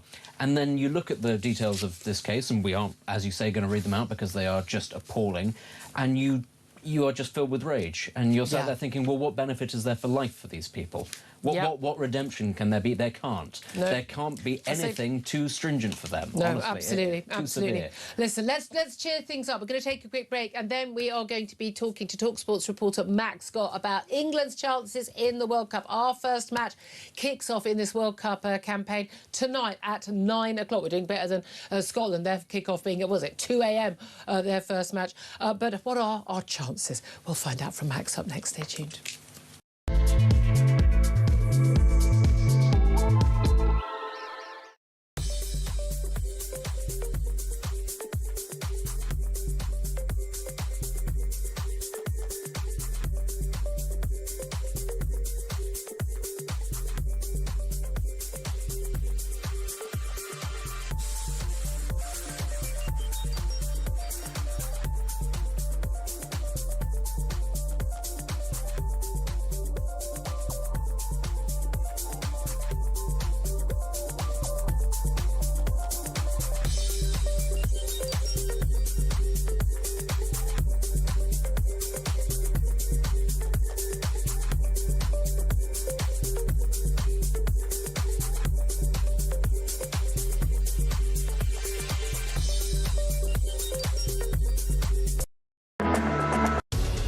Violence on the streets, there's no excuse for that, and if there are protests following this, I just hope that they remain non-violent. I mean, you can understand the community concerns after an attack like that. People were saying all around the world that's what British people now think. Have a listen to Rob from yesterday. Morning, Jez. Well, yes, rightly, you shouldn't condone what happened. What else have people got to do? The political class are not listening. These people who are coming over here illegally, they're rapists, terrorists. They're coming over here, literally like putting a wall in a sheep field. Across the UK, on DAB+, on YouTube, on your mobile, and on your side. This is Talk. Very good afternoon. Welcome back to the show. Let's cheer things up. Goodness me, an awful lot of misery around, isn't there? But let's talk about... I'm trying to be optimistic. I'm doing my best. World Cup, of course, it's already well underway. But finally tonight, England, one of our two home teams in this championship, is going to be kicking off 9 o'clock tonight. But can Harry Kane do the business, as he's been doing for Bayern Munich over the whole of the last season for England? In the studio to discuss this, Conservative commentator Benedict Spence still staying here, and Max Scott, TalkSport's reporter, who apparently has just been telling me he's thrilled he's back in England for the World Cup and not over in the States, Mexico or Canada. Honestly, I mean that down to my core, because there's no other place I would rather be during a major tournament than in England. And the thing that... Do you mean the pub? No, I don't. I'm starting work at 4 o'clock tomorrow morning, and I'm under strict orders from my partner to make sure that I'm at home getting some sleep. But the reason I say it is because I genuinely believe that, you know, I love my country, and I think that the great thing about it is that there's this sort of common cause that people genuinely gather around. And it really does. It is fun. It's exciting. Yeah. Here's the thing. I've started, as we've got a bit of a sort of sweepstake going for the guys here in the talk office. Just an awful lot, like people who normally would pay attention, not really getting completely engaged yet. I think part of this is that, you know, it's on the other. Okay, I mean, we're used to World Cups being somewhere else, you know, but it's so disparate. You know, had 3 different opening ceremonies, by the all of which were absolutely dire. Who are we kidding? And a lot of the matches are not on a good time for us. You know, I thought, you know, so bad for Scotland. Scotland's done worse than us, some of these. And so it's not the same as like, oh yeah, everyone finished work early, all round mine at, you know, at 7 o'clock, and we can all watch the match together or go to the pub. I know lots of people are going to be staying up late. A lot of people just can't do it. You know, you've got kids, you can't get the babysitter, all of that.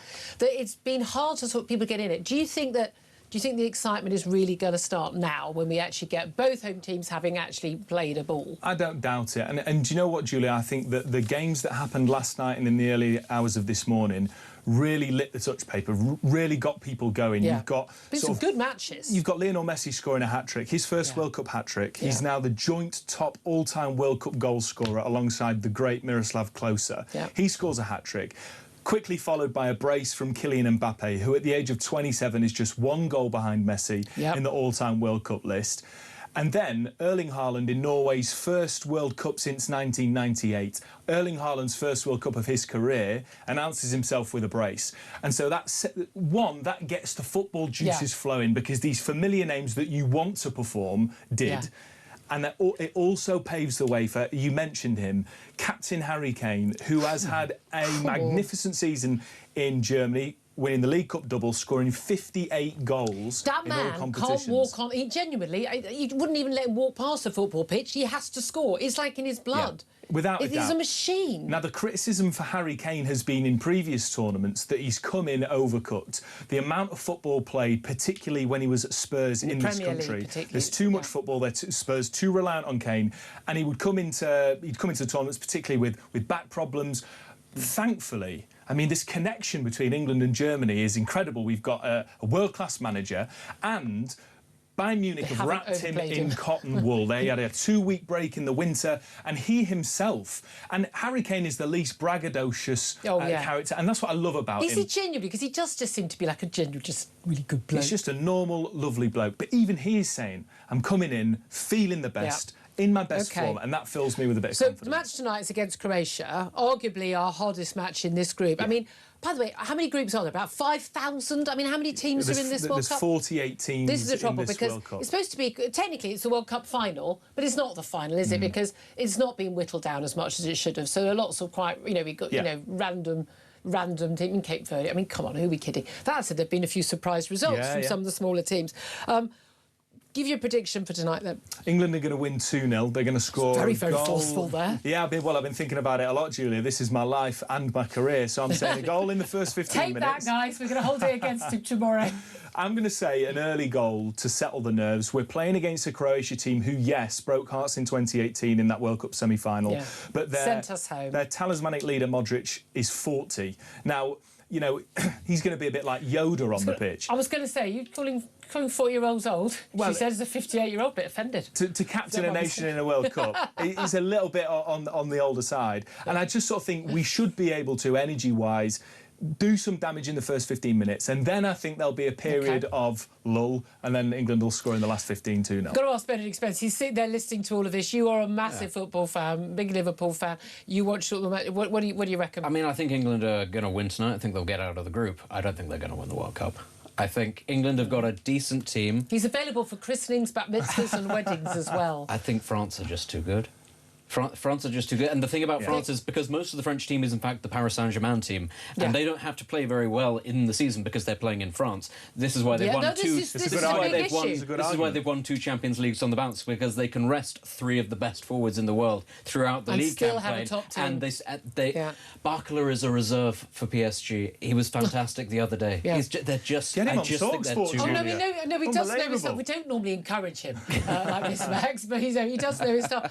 I mean, we get out of the group. What's our route? How bad can it be? Because Brazil is possibly in our route. Yeah. So what it looks like, if it all goes to plan, it would be Mexico in the first knockout game at altitude in Mexico City at the Azteca. That's going to be tough. Then it could be Brazil, but I'm not quite sure Brazil aren't what they once were. Morocco are the team to beat actually in that group. Yeah.